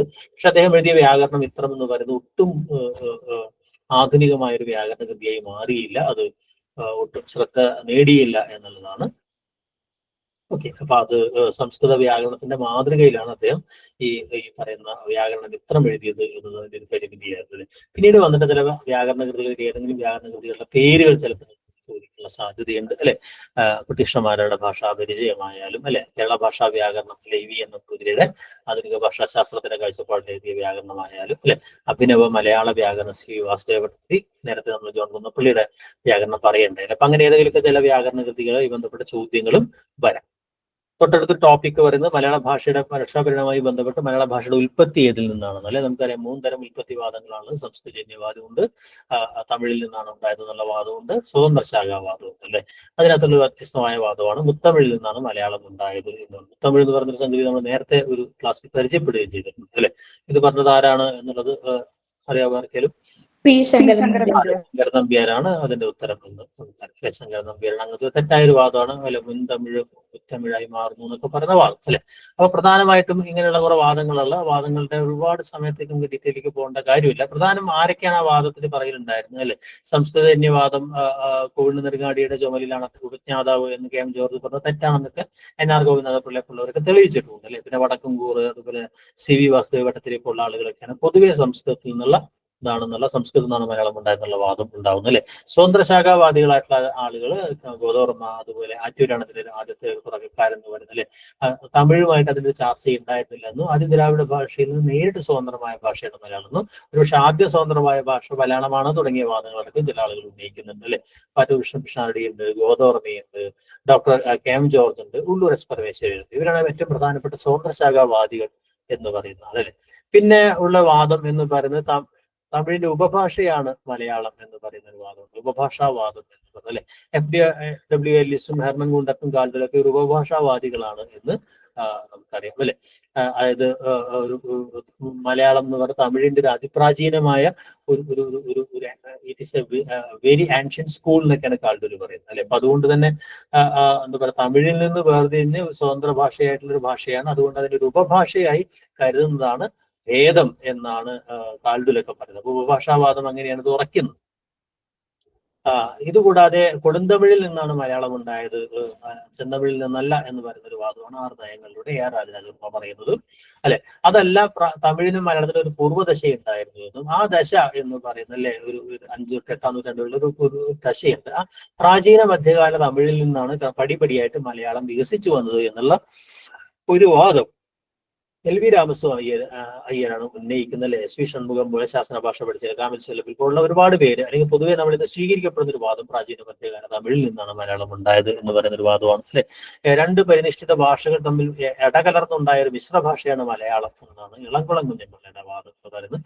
അതല്ല, ഭാഷാ സംക്രമണവാദം എന്ന് പറയുന്ന ഈ പറയുന്ന തമിഴിലേക്ക് മലയാളം പ്രവേശിക്കുകയും സംസ്കൃതത്തിലേക്ക് പ്രവേശിക്കുകയും അതിനെ ശിഥിലമാക്കുകയും അങ്ങനെ ഭാഷയുടെ ഒരു പരതന്ത്ര ഘട്ടം, ഈ പറയുന്ന ഭാഷയ്ക്ക് കീഴടങ്ങി നിൽക്കുന്ന ഒരു ഘട്ടം ഉണ്ടാവുന്നുണ്ട്. മറ്റൊരു ഭാഷയിലേക്ക് നുഴഞ്ഞു കയറി അതിനെ ശിഥിലമാക്കുന്ന ഒരു ഘട്ടമുണ്ട്. അതിനുശേഷം 17-ാം നൂറ്റാണ്ടോടുകൂടി ഈ സ്വതന്ത്ര ഭാഷയായിട്ട് വികസിക്കുന്ന ഒരു ഘട്ടമുണ്ട്. അങ്ങനെ 3 ഘട്ടങ്ങളായിട്ട് ഭാഷാ സംക്രമണവാദം അവതരിപ്പിച്ചതാരായിരുന്നു? CL ആന്റണി അല്ലെ, CL ആന്റണിയാണ്. ഇതാണ് പ്രധാനപ്പെട്ട ഭാഷോൽപത്തി സിദ്ധാന്തങ്ങൾ, ഓർമ്മയുണ്ടാവും അല്ലെ. ഇതിന്റെ ഭാഗമായിട്ട് തന്നെ ഘട്ടവിഭജനം എന്ന് പറയുന്ന കാര്യം മലയാള ഭാഷാ പരിണാമവുമായി ബന്ധപ്പെട്ടാണ് ഉന്നയിക്കുന്നത് അല്ലെ. മലയാള ഭാഷാ പരിണാമം എന്ന് പറഞ്ഞ ടോപ്പിക്കിലേക്ക് പറഞ്ഞുകൊണ്ട് വ്യാകരണത്തിലേക്ക് വരാം എന്ന് വിചാരിച്ചാണ് അല്ലെ.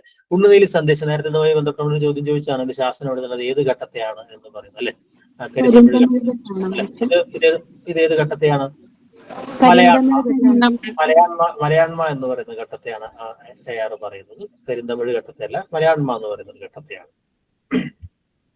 ഓക്കെ. മലയാളിം എന്ന് മലയാള ഭാഷയ്ക്ക് പേര് പറയുന്നത് ആരാണ് എന്നുള്ളത്. അപ്പൊ മലയാളം എന്നുള്ള പേര് ആദ്യം ഉണ്ടായിരുന്നില്ല, കേരള ഭാഷ എന്നാണ് ആദ്യം പേരുണ്ടായിരുന്നത്, തമിഴ് ഭാഷ, അങ്ങനെയുള്ള പല പല പേരുണ്ടായത്.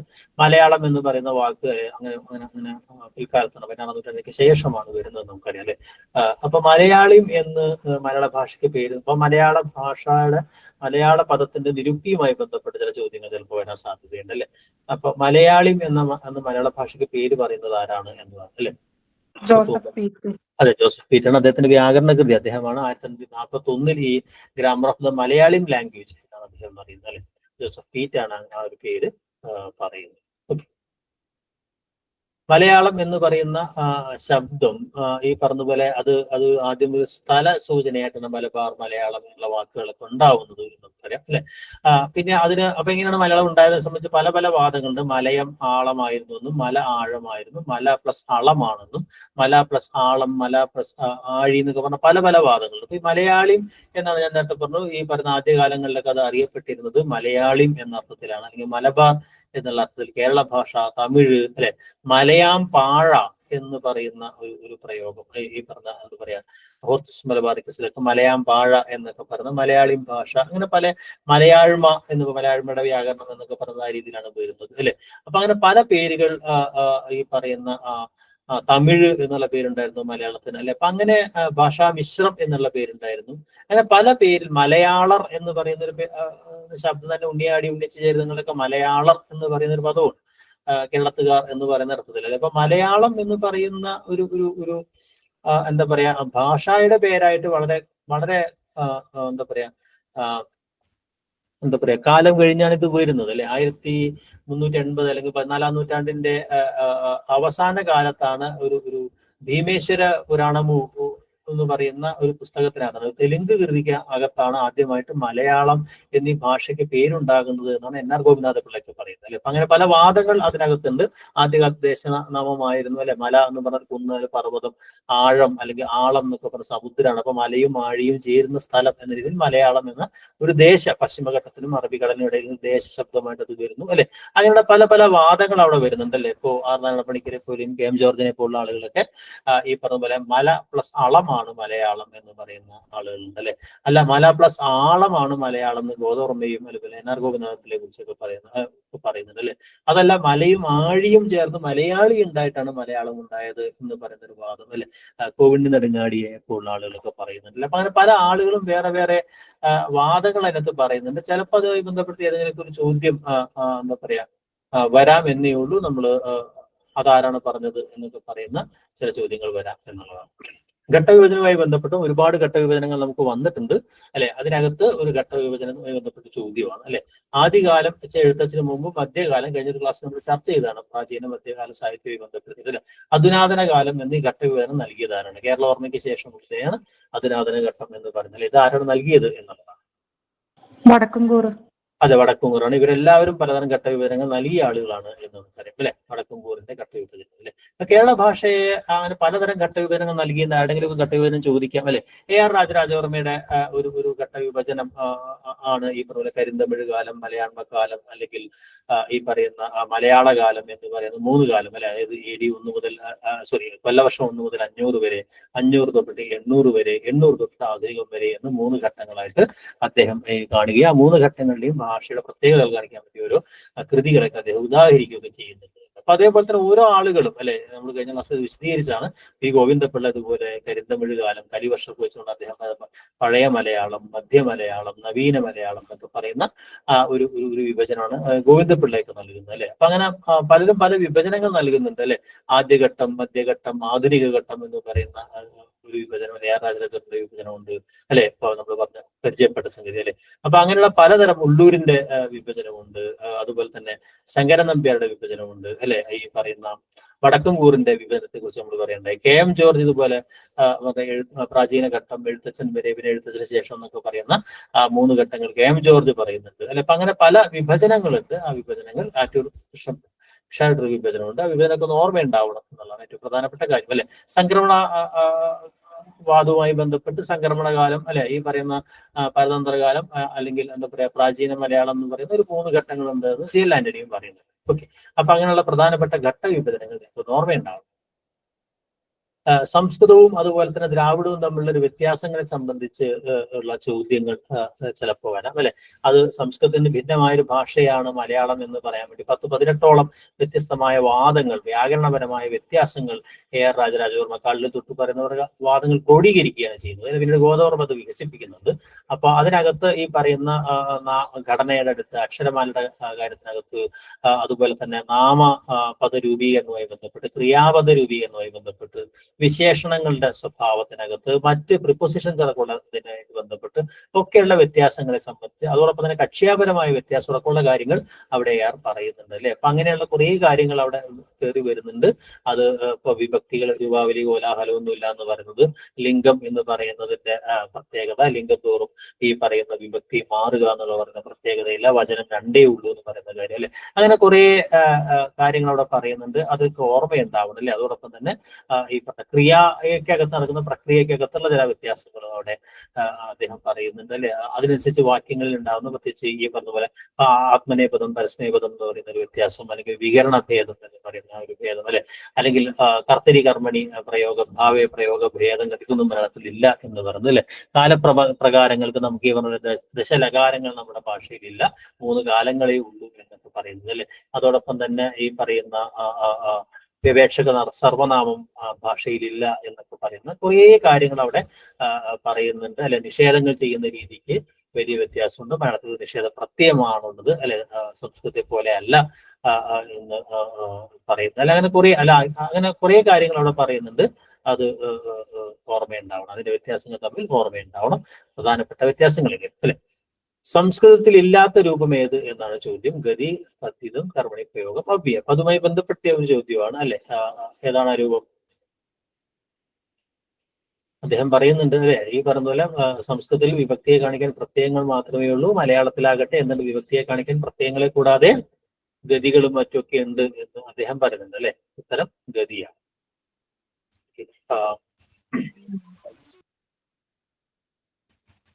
ഇപ്പൊ ദ്രാവിഡവും സംസ്കൃതവും തമ്മിലുള്ള വ്യത്യാസങ്ങൾ ചിലതൊക്കെ ഓർമ്മയുണ്ടാവണം. ഈ പറഞ്ഞ കക്ഷിയാപരമായ വിഭജനം, മറ്റേ വ്യത്യാസം എന്ന് പറയുന്നത് അല്ലെ. അതുപോലെ തന്നെ അക്ഷരമാലയിലുള്ള വ്യത്യാസം, ഇത്തരം കാര്യങ്ങളൊക്കെ നിങ്ങൾക്ക് ഓർമ്മയുണ്ടാവണം. അതിന് ഒരുപാട് വിശദാംശങ്ങളില്ല, അതിന്റെ മെറ്റീരിയൽസ് എന്തെങ്കിലും നോക്കിയാൽ മതി. ഏതാണ്ട് എല്ലാവർക്കും അത് അറിയാവുന്ന കാര്യം. അതുപോലെ ഭാഷയിലെ അലിംഗ ബഹുവചനം ഏതാണ് എന്നുള്ള ചോദ്യം അല്ലെ. അലിംഗ ബഹുവചനം ഒന്നും ദ്രാവിഡ ഭാഷയ്ക്ക് പ്രത്യേകമായിട്ടുണ്ടെന്ന് അദ്ദേഹം പറയുന്നുണ്ട് അല്ലെ. അപ്പൊ അങ്ങനെയുള്ള അലിംഗ ബഹുവചനം ഏതാണെന്നുള്ള 6 പോലുള്ള ബഹുവചനങ്ങളെ കുറിച്ച് ഓർമ്മയുണ്ടാവും അല്ലെ. വിവേക്ഷക സർവനാമം എങ്ങനെയാണ് നമ്മൾ പ്രവർത്തിക്കുന്നത് എന്നൊക്കെ പറയുന്ന കാര്യങ്ങൾ ഓർമ്മയുണ്ടാവണം. ഓക്കെ, മലയാളം വേർപെടാനുള്ള കാരണങ്ങൾ അദ്ദേഹം ആഭ്യന്തരവും ബാഹ്യവുമായ, ഭാഷാപരവും അല്ലാത്തതുമായ കാര്യങ്ങൾ പറയുന്നുണ്ട്. മലയാള ദേശത്തിന്റെ ഒരു ഘടപ്പിന്റെ പ്രത്യേകത, പശ്ചിമഘട്ടം, അതോടൊപ്പം തന്നെ മലയാളത്തിന്റെ സാംസ്കാരികമായ രീതി, മരുമക്കത്തായം അടക്കമുള്ള കാര്യങ്ങൾ, നമ്പൂതിരിമാരുടെ ഒരു പ്രാബല്യവും, ആര്യദ്രാവിഡ സങ്കലനം തുടങ്ങിയ കുറേ കാര്യങ്ങൾ അദ്ദേഹം ഭാഷേതരമായ കാര്യങ്ങൾ പറയുന്നുണ്ട്. ഭാഷാപരമായ കാര്യങ്ങളായിട്ട് അദ്ദേഹം പറയുന്നത് 6 നയങ്ങളാണ്. തമിഴിൽ നിന്ന് മലയാളം വേർപെടാനുള്ള 6 വ്യാകരണപരമായ കാര്യങ്ങളെയാണ് 6 നയങ്ങൾ എന്ന് അദ്ദേഹം പറയുന്നത് അല്ലെ. അപ്പൊ അതുമായി ബന്ധപ്പെട്ട ഒരു അദ്ദേഹം പറയുന്ന ഒരു ഉദാഹരണം ഇതാണ്, കഞ്ചി കഞ്ഞിയാവുന്നു എന്ന് പറഞ്ഞാൽ അതിന്റെ പിറകിൽ സംഭവിക്കുന്നത് എന്ത് എന്നാണ് ചോദ്യം അല്ലെ. ഉത്തരം അറിയാവോ? അനുനാസിക സംസർഗം. അനുനാസിക സംസർഗം എന്ന് അനുനാസിക അതിപ്രസരാണ്. അതെ, അനുനാസികാതിപ്രസരം എന്നതിന്റെ താഴെയാണ് അദ്ദേഹം ഉദാഹരണം നൽകുന്നത്. പക്ഷെ ഞാൻ ചോദ്യത്തിനകത്ത് ആ ഒരു ഓപ്ഷൻ എടുത്ത് കളഞ്ഞിരിക്കുകയാണ്. അനുനാസികാഗമം എന്ന് പറയുമ്പോൾ അനുനാസികമില്ലാത്തടത്ത് ഒരു വർണ്ണം ആഗമിക്കുന്ന ഒരു കാര്യം സന്ധിയിൽ അദ്ദേഹം പറയുന്ന അനുനാസിക ആഗമമാണ്, അല്ലെ? കരീം പ്രസ്പുലി കരിമ്പുലി എന്നൊക്കെ പറയുന്നൊരു സാധനം, അല്ലെ? അനുനാസിക ആദേശം എന്ന് പറഞ്ഞാൽ അനുനാസികാദി പ്രസരം തന്നെയാണ്. ഒരു അനുനാസിക വർണ്ണം തൊട്ടടുത്ത് വരുന്ന ഖരത്തെ അനുനാസികമാക്കി മാറ്റുന്നതിനെയാണ് അനുനാസിക ആദേശം എന്ന് പറയുന്നത്. അത് സ്വവർഗ ഖരത്തെ ആകുമ്പോൾ അത് അനുനാസികാദി പ്രസരം ആവുന്നത് മാത്രമേ ഉള്ളൂ. ഏതാണ്ട് അനുനാസിക പ്രസരം അനുനാസികാദേശം ഒന്ന് തന്നെയാണ്. പക്ഷെ അത് ഒരു സന്ധികാര്യമായിട്ടാണ് ഈ പറയുന്ന അനുനാസികാദി പ്രസരത്തിനകത്ത് വരുന്നത്. ആദേശവും സന്ധികാര്യം തന്നെയാണ്. വ്യത്യാസത്തിലുള്ള സ്വവർഗഖരത്തെ മാത്രമാക്കുമ്പോഴാണ് ഈ പറയുന്ന അനുനാസികാദി പ്രസരമായിട്ട് മാറുന്നത്, അല്ലെ? അനുനാസിക സംസർഗം എന്ന് പറയുന്നത് നമ്മൾ ചെമ്പ് ചെപ്പ് കൂടം എന്നൊക്കെ പറഞ്ഞത് അനുനാസിക വർണ്ണമില്ലാത്തടത്ത് സന്ധി ഒന്നല്ല, വെറുതെ ഒരു അനുനാസിക വർണ്ണം വരുന്നതാണ്. ഒരു പ്രക്രിയാപരമായിട്ട് വരുന്ന ഒരു കാര്യമാണ് അനുനാസിക സംസർഗം എന്ന് പറയുന്നത്, അല്ലെ? പക്ഷെ കഞ്ഞി എന്നുള്ളിടത്ത് ഈ പറയുന്ന പ്രക്രിയ യഥാർത്ഥത്തിൽ സംഭവിക്കുന്നില്ല എന്നുള്ളതാണ്, അല്ലെ? ഈ പറഞ്ഞ പോലെ അനുനാസികാദി പ്രസരത്തിന് താഴെ അദ്ദേഹം ഉദാഹരണം നൽകുന്നുണ്ടെങ്കിലും, അല്ലെ, ഒരു അനുനാസിക വർണ്ണം, അല്ലെ, ഈ നേരത്തെ പറഞ്ഞ പോലെ സ്വവർഗഖരത്തെ അനുനാസികമാക്കി മാറ്റുന്ന പ്രക്രിയയാണ്. എന്നിട്ട് അദ്ദേഹം പറയുന്നുണ്ട് ഈ ഒരു നയം ഇങ്ങനെ വളരെ ഭാഷയ്ക്കകത്ത് വ്യാപകമാവുകയും ഈ പറയുന്ന സന്ധി സന്ദർഭങ്ങളിലല്ലാതെയും ഈ പറയുന്ന പ്രത്യേകത വരുന്നതായിട്ട് കാണുന്നു എന്ന് പറഞ്ഞാൽ അദ്ദേഹം കഞ്ഞിയാവുന്നു എന്നൊക്കെ പറയുന്നത്, അല്ലെ? അപ്പൊ അതുകൊണ്ട് അത് യഥാർത്ഥത്തിൽ എന്താണ്? ഈ പറയുന്ന ഒരു സദൃശ സൃഷ്ടിയാണ്, അല്ലെ? ഈ പറയുന്ന അനുനാസിക വർണ്ണം സ്വവർഗകരത്തെ അനുനാസികമാക്കി മാറ്റുന്ന മറ്റു പ്രദേശങ്ങൾക്കകത്തുള്ള മറ്റ് സന്ദർഭങ്ങൾക്കകത്തുണ്ടാവുന്ന വർണ്ണപരിണാമത്തിന്റെ ഒരു ശീലത്തിനകത്താണ് നമ്മൾ കഞ്ഞി ഉള്ള അതാണ് എല്ലാ രൂപത്തിലേക്കും വരുന്നത്. ആക്ച്വലി അത് നമുക്കതിനൊരു വ്യാകരണ നിയമം അവിടെ പറയാൻ പറ്റില്ല എന്നുള്ളതാണ്. അത് വഞ്ചി ആവാത്തത് വ്യാകരണ നിയമം പറയാൻ പറ്റില്ല. പക്ഷെ നമ്മൾ എന്താ വെച്ചാൽ മറ്റു പദങ്ങളുമായിട്ടുള്ള ഒരു നമ്മൾ ഒരുത്തിയൊക്കെ പറഞ്ഞതുപോലെ അത് ആക്ച്വലി അതൊരു സദൃശ സൃഷ്ടിയാണ് എന്നതാണ് ശരിയായ ഉത്തരം എന്ന് പറയുന്നത്, അല്ലെ? അപ്പൊ അത് നമ്മളെ തെറ്റിക്കാൻ സാധ്യതയുള്ള ഒരു കാര്യമാണ്. ഏതാണ്ട് 6 നയങ്ങളിൽ മലയാള ഭാഷാ രൂപീകരണത്തെ സ്വാധീനിച്ചിട്ടില്ലാത്ത നയം ഏത് എന്നാണ്. നമുക്കറിയാം 2 നയങ്ങൾ, അദ്ദേഹം പറഞ്ഞ 2 നയങ്ങളും മലയാള ഭാഷയുടെ രൂപീകരണത്തെ സ്വാധീനിച്ചിട്ടില്ല എന്ന് മൊഴിയും എന്നുള്ള പുസ്തകത്തിനകത്തും പിന്നീട് തുറന്നുള്ള പുസ്തകങ്ങളിലൊക്കെ വളരെ വിശദമായിട്ട് തന്നെ KM പ്രഭാകരവാര്യരൊക്കെ തെളിയിച്ചു കഴിഞ്ഞ കാര്യമാണ്, അല്ലെ? അപ്പൊ അതിനകത്ത് 2 നയങ്ങൾ മലയാള ഭാഷാ രൂപീകരണത്തെ സ്വാധീനിച്ചിട്ടില്ല എന്നതാണ്, അല്ലെ? അതിനകത്ത് ഒരു നയം ഇതിനകത്തുണ്ട്. ഏതാണത്? പുരുഷഭേദ നിരാസം. പുരുഷഭേദ നിരാസം, പുരുഷഭേദ അഭാവം വലിയ ചർച്ചകളിലേക്ക് നയിക്കുന്നുണ്ട്. ഏറെ തന്നെ പുരുഷഭേദ നിരാസം ഭാഷയിൽ സംഭവിച്ചിട്ടില്ല എന്ന് പറയുന്നുണ്ട്. പുരുഷഭേദ അഭാവമാണ് ശരി എന്നൊക്കെ അദ്ദേഹം പഠിക്കേണ്ട അതിന്റെ സിദ്ധാന്തങ്ങളിലേക്ക് ഉണ്ട്. പക്ഷെ അതുമായി ബന്ധപ്പെട്ട് പിൽക്കാലത്തുണ്ടായ വലിയ ചർച്ചകൾ തിരുനെല്ലി കരുണാകരനായാലും അല്ലെങ്കിൽ NR ഗോപിനാഥ പിള്ള ആയാലും ഇവരെല്ലാവരും KM പ്രഭാകരവാര്യർ വരെയുള്ള ആളുകളൊക്കെ അതിനെ സംബന്ധിച്ച് വലിയ ചർച്ചകൾ കൊണ്ടുവന്നിട്ടുണ്ട്, അല്ലെ? പക്ഷെ അതിനൊടുവിൽ നമ്മൾ എത്തിയിരിക്കുന്നത് പുരുഷഭേദ നിരാസം മലയാള ഭാഷയിൽ സംഭവിച്ച കാര്യമാണ് എന്നുള്ളത്. സംഭവിച്ച കാര്യമാണ്. കാരണം നമ്മൾ അതുപോലെയല്ലോ അവൻ വന്നാന്നല്ലോ ഉപയോഗിക്കുന്നത്, അവൻ വന്നു എന്നല്ല. ഇപ്പൊ പുരുഷഭേദ നിരാസമല്ല, അപ്പൊ അത് തമിഴിൽ നിന്നില്ലാത്ത രൂപത്തെ മലയാളത്തിൽ കൊണ്ടുവന്നു എന്നുള്ളത് തന്നെയാണ്, അല്ലെ? ഗിലോപ സംഗ്രഹമാണ് ഉത്തരം എന്ന് പറയുന്നത്. 2 നയങ്ങൾ, ഒന്ന് താലവ്യാദേശം എന്ന് പറയുന്നത് തമിഴിൽ കൂടി അതുണ്ട് എന്നുള്ളത്. ഗിലമായതിനെ ഉപസംഗ്രഹിക്കുക, അത് അദ്ദേഹം വിശദീകരിക്കുന്നത് ഒരു കാലത്ത് ഭാഷയിൽ നടപ്പിലുണ്ടായിരുന്നു, പിൽക്കാലത്ത് തമിഴിന്റെ ഒരു ഘട്ടം വന്നപ്പോൾ അത് തമിഴ് അത് വേണ്ടെന്ന് വെച്ചു. പക്ഷെ മലയാളം അതിന്റെ പൂർവ്വസ്വത്തുക്കളെ സംരക്ഷിച്ചു വരുന്നത്, അല്ലെ? അപ്പൊ പൂർവ്വഭാഷാ സംരക്ഷണം എന്ന് പറയുന്നത് ഒരു ഭാഷയുടെ വ്യത്യാസപ്പെടലിന് കാരണമല്ല, അല്ലെ? മറിച്ച് തമിഴാണ് വ്യത്യാസപ്പെട്ടത്. തമിഴ് എന്ത് ചെയ്തത്? വേണ്ട എന്ന് വെക്കുകയാണ് ചെയ്തത്. അപ്പൊ തമിഴിന്റെ ആധുനിക തമിഴിന്റെ രൂപീകരണത്തിന്റെ ഒരു കാരണമാണ് യഥാർത്ഥത്തിൽ ഗിലോപ സംഗ്രഹം. കാരണം മലയാളം ഇത് ഏതെങ്കിലും ഘട്ടത്തിൽ കളഞ്ഞതായിട്ട് ഇല്ല എന്നുള്ളതാണ്. അതുകൊണ്ട് ഗിലോപ സംഗ്രഹം എന്ന് പറയുന്നത് അത് ഒരു പുതിയ കാര്യങ്ങളെ ഉണ്ടാക്കിയെടുക്കുന്നതാണ് പ്രധാനമായിട്ടും, അല്ലെ? എന്താ പറയാ, ഭാഷാ പരിണാമത്തിന് കാരണമാവുക എന്നാണ് അദ്ദേഹം പറയുന്നത്. അത് ക്ലിയർ ആയോ? അപ്പൊ അതുകൊണ്ട് ഗിലോപ സംഗ്രഹവും താലവ്യാദേശവും ഈ 2 നയങ്ങളാണ് മലയാള ഭാഷ രൂപീകരണത്തെ സ്വാധീനിച്ചിട്ടില്ലാത്ത നയങ്ങൾ, അല്ലെ? ഓക്കെ, നയങ്ങളുമായി ബന്ധപ്പെട്ട 2 ചോദ്യങ്ങളിൽ കൂടെ പോവാം.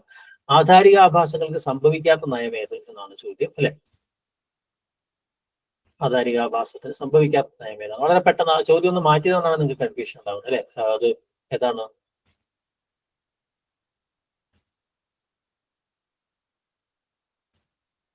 ഏതാണ് ആധാരിക ആഭാസം എന്ന് ഓർമ്മ ഉണ്ടായാൽ മതി. ആധാരിക എന്ന് പറഞ്ഞാൽ ഇല്ലാണ് പ്രത്യയം, അല്ലെ? ആധാരികയ്ക്ക് 2 പ്രത്യയങ്ങളാണ് പറഞ്ഞത്, ഇല്ലും കല്ലുമാണ്, അല്ലെ? ഇല്ലും കല്ലുമാണ് പറയുന്നത്, അല്ലെ? ആഭാസം എന്ന് അദ്ദേഹം വിഭക്തിയാഭാസം എന്നാണ് അദ്ദേഹം ഉദ്ദേശിക്കുന്നത്. 2-3 കാര്യങ്ങളിലാണ് അദ്ദേഹം പറയുന്നത്, അല്ലെ? ഈ പറഞ്ഞതുപോലെ ഖിലം ലുപ്തം ഇരട്ടിപ്പും വിഭക്തിയാഭാസ സപ്യമാം, അല്ലെ? ഖിലം എന്നാൽ അപ്രയുക്തം, അല്ലെ? ഈ പറയുന്ന എന്താ പറയാ, എല്ലാ ഇതിലും ഉപയോഗിക്കാൻ കഴിയാത്തത് ചിലടത്ത് ഈ പറയുന്ന വിഭക്തി പ്രത്യയങ്ങൾ ലോപിച്ച് ഉപയോഗിക്കുന്നത്, ഇരട്ടിച്ച് ഉപയോഗിക്കുന്നത്, അല്ലെ? അതിനകത്ത് അദ്ദേഹം ഈ ഖിലത്തിന് ഉദാഹരണമായിട്ട് പറയുന്നത് ഈ കല്ലാണ്. കല്ലെന്ന് പറയുന്നത് നമുക്ക് ഏകവചനത്തിലേ ഉപയോഗിക്കാൻ പറ്റുള്ളൂ, ബഹുവചനത്തിൽ ഉപയോഗിക്കാൻ കഴിയില്ല എന്ന് അദ്ദേഹം പറയുന്നുണ്ട്, അല്ലെ? അതാണ് കൽ എന്ന് പറയുന്നത്, അല്ലെ? ഈ കല്ലുകൾക്ക് എന്തില്ല എന്നാണ് അദ്ദേഹം പറയുന്നത്? കൽട്ടാവുകൾ കില്ലിതത്രേ അതിപ്രസരം എന്നത് അദ്ദേഹം പറഞ്ഞു. അപ്പൊ കല്ലിനെന്തില്ല, ഈ പറയുന്ന അനുനാസിക അതിപ്രസരം സംഭവിക്കുന്നില്ല അല്ലെ. അതുപോലെ മൂർധന്യാക്ഷരങ്ങൾക്കും അദ്ദേഹം പറയുന്നത് ഓർമ്മയുണ്ടാവും. ഓക്കെ. ദ്രാവിഡ ശബ്ദങ്ങൾ യകാരാന്തങ്ങളാണെന്ന വാദം ആരുടേതാണ്? ഇതെല്ലാം നമ്മൾ ഓരോ നയവുമായി ബന്ധപ്പെട്ട ചോദ്യങ്ങളാണ് അല്ലെ. യകാരാന്തങ്ങളാണ് എന്നതും ഉള്ള ഒരു വാദം ആരുടേതാണ് എന്നുള്ളതാണ്. അതുകൊണ്ട് തന്നെ ഈ നമ്മൾ പറയുന്ന സ്വരസംഭരണവുമായി ബന്ധപ്പെട്ട ഒരു പ്രധാനപ്പെട്ട ആശയമാണ് അല്ലെ. സ്വരസംഭരണം പലതരത്തിലാണ് സ്വരങ്ങൾ ഒതുക്കി വെച്ചിരിക്കുക. ഏറ്റവും പ്രധാനമായിട്ട് ഐകാര അകാര കുറുക്കം എന്ന് പറയുന്ന ഒരു സംഗതിയാണ് അല്ലെ. തമിഴിലെ തലൈ വലൈ എന്നൊക്കെ പറഞ്ഞ സാധനം അല്ലെങ്കിൽ തലാവല എന്ന് കുറുക്കി ഉപയോഗിക്കുന്നു അല്ലെ. അപ്പൊ അത് ആ പ്ലസ് ഇ എന്ന് പറയുന്ന അല്ലെങ്കിൽ A+A എന്ന് പറയുന്നതിനകത്ത് നമ്മൾ എ അല്ലെങ്കിൽ A+E ഒഴിവാക്കിക്കൊണ്ട് നമ്മൾ ആക്കി പറയുന്നു എന്നുള്ളതാണ് സ്വരങ്ങളെ സംവരണം ചെയ്ത് വെച്ചിരിക്കുന്നു എന്ന് പറഞ്ഞ സാധനത്തില്.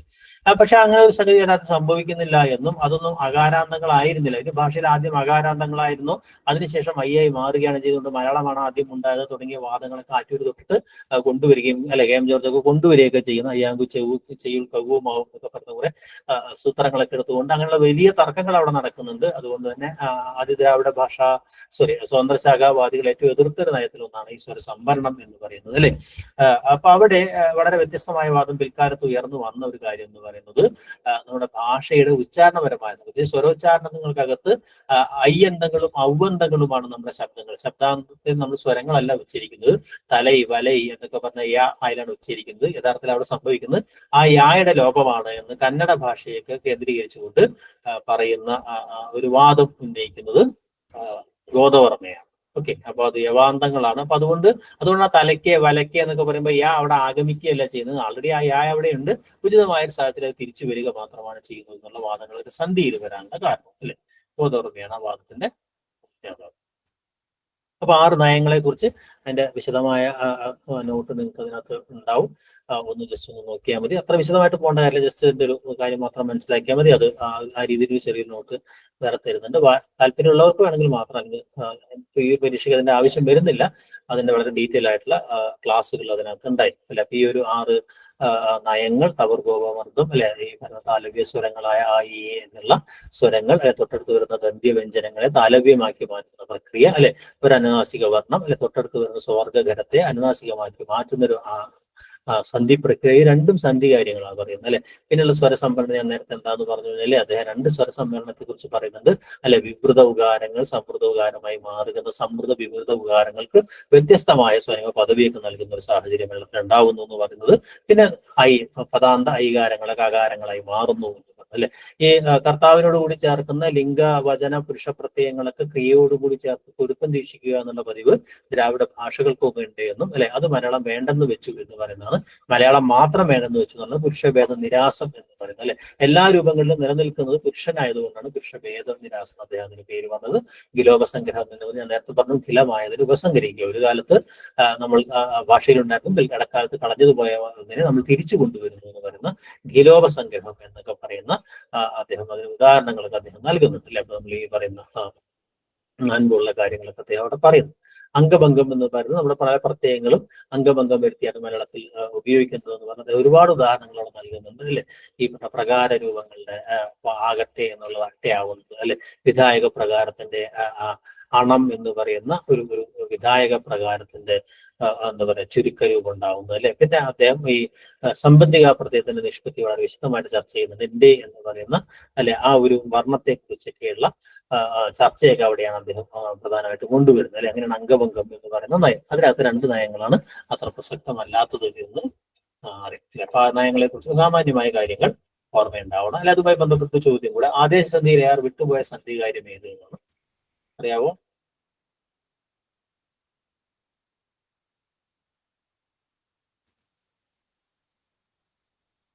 ആർക്കെങ്കിലും?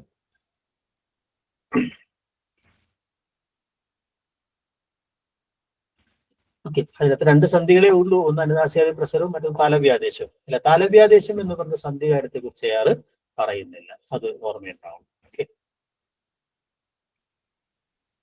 എന്താണ് താലവ്യാദേശം എന്ന് പറഞ്ഞു കഴിഞ്ഞാൽ ഈ പറഞ്ഞ താലവ്യ സ്വരങ്ങൾക്ക് ശേഷം വ്യഞ്ജനങ്ങൾ വന്നു കഴിഞ്ഞാൽ അതിനുണ്ടാകുന്ന മാറ്റം എന്നൊക്കെ പറഞ്ഞാൽ അടിത്തു അടിച്ചു ഒക്കെ ആവും അല്ലെ. അദ്ദേഹം അത് അവിടെ സന്ധി ചർച്ച ചെയ്യുമ്പോൾ പറയുന്നത്. കാരണം അദ്ദേഹം ആദേശസന്ധി എന്ന് അദ്ദേഹം പറയുന്നത് എന്താണ്? ആദേശസന്ധി എന്ന് പറഞ്ഞു കഴിഞ്ഞാൽ രണ്ട് വ്യഞ്ജനങ്ങൾ തമ്മിൽ കൂടിച്ചേരുമ്പോൾ ഉണ്ടാവുന്ന സന്ധിയാണ് അദ്ദേഹത്തിന്റെ ആദേശസന്ധി എന്ന് പറയുന്നത്. സ്വര വ്യഞ്ജന സന്ധി എന്ന് അദ്ദേഹം ദ്വിത്വത്തിനകത്താണ് പറയുന്നത് അല്ലെ. വ്യഞ്ജനസന്ധിയായിട്ടാണ് അദ്ദേഹം ആദേശത്തെ കാണുന്നത് അല്ലെ.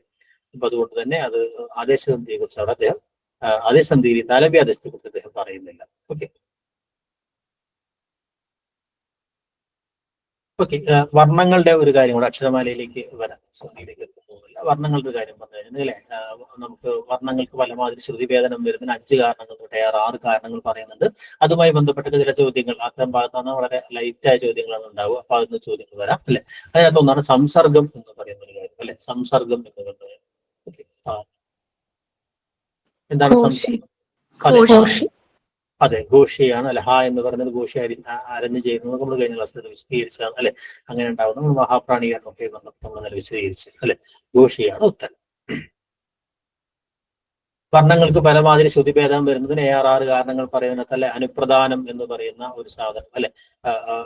അതിന്റെ അടിസ്ഥാനത്തിൽ അദ്ദേഹം പറയുന്ന പ്രധാനമായിട്ടും അല്ലെ ഈ പറയുന്ന അസ്പൃഷ്ടം, സ്പൃഷ്ടം, ഈശൽ സ്പൃഷ്ടം, നിയമസ്പൃഷ്ടം എന്ന് പറയുന്ന അല്ലെ, തുറന്ന് ഉച്ചരിക്കുന്നത്, പൂർണ്ണമായും അടച്ചുവച്ചിരിക്കുന്നത്, പകുതി അടച്ചുവച്ചിരിക്കുന്നത് അല്ലെ, തടയുന്നോ തടയുന്നില്ലയോ എന്ന സംശയത്തോട് ഉച്ചരിക്കുന്നത്, താലവ്യങ്ങളടക്കമുള്ള വർണ്ണങ്ങൾ, അങ്ങനെ ഒരു വിഭജനം അദ്ദേഹം നൽകുന്നുണ്ട്.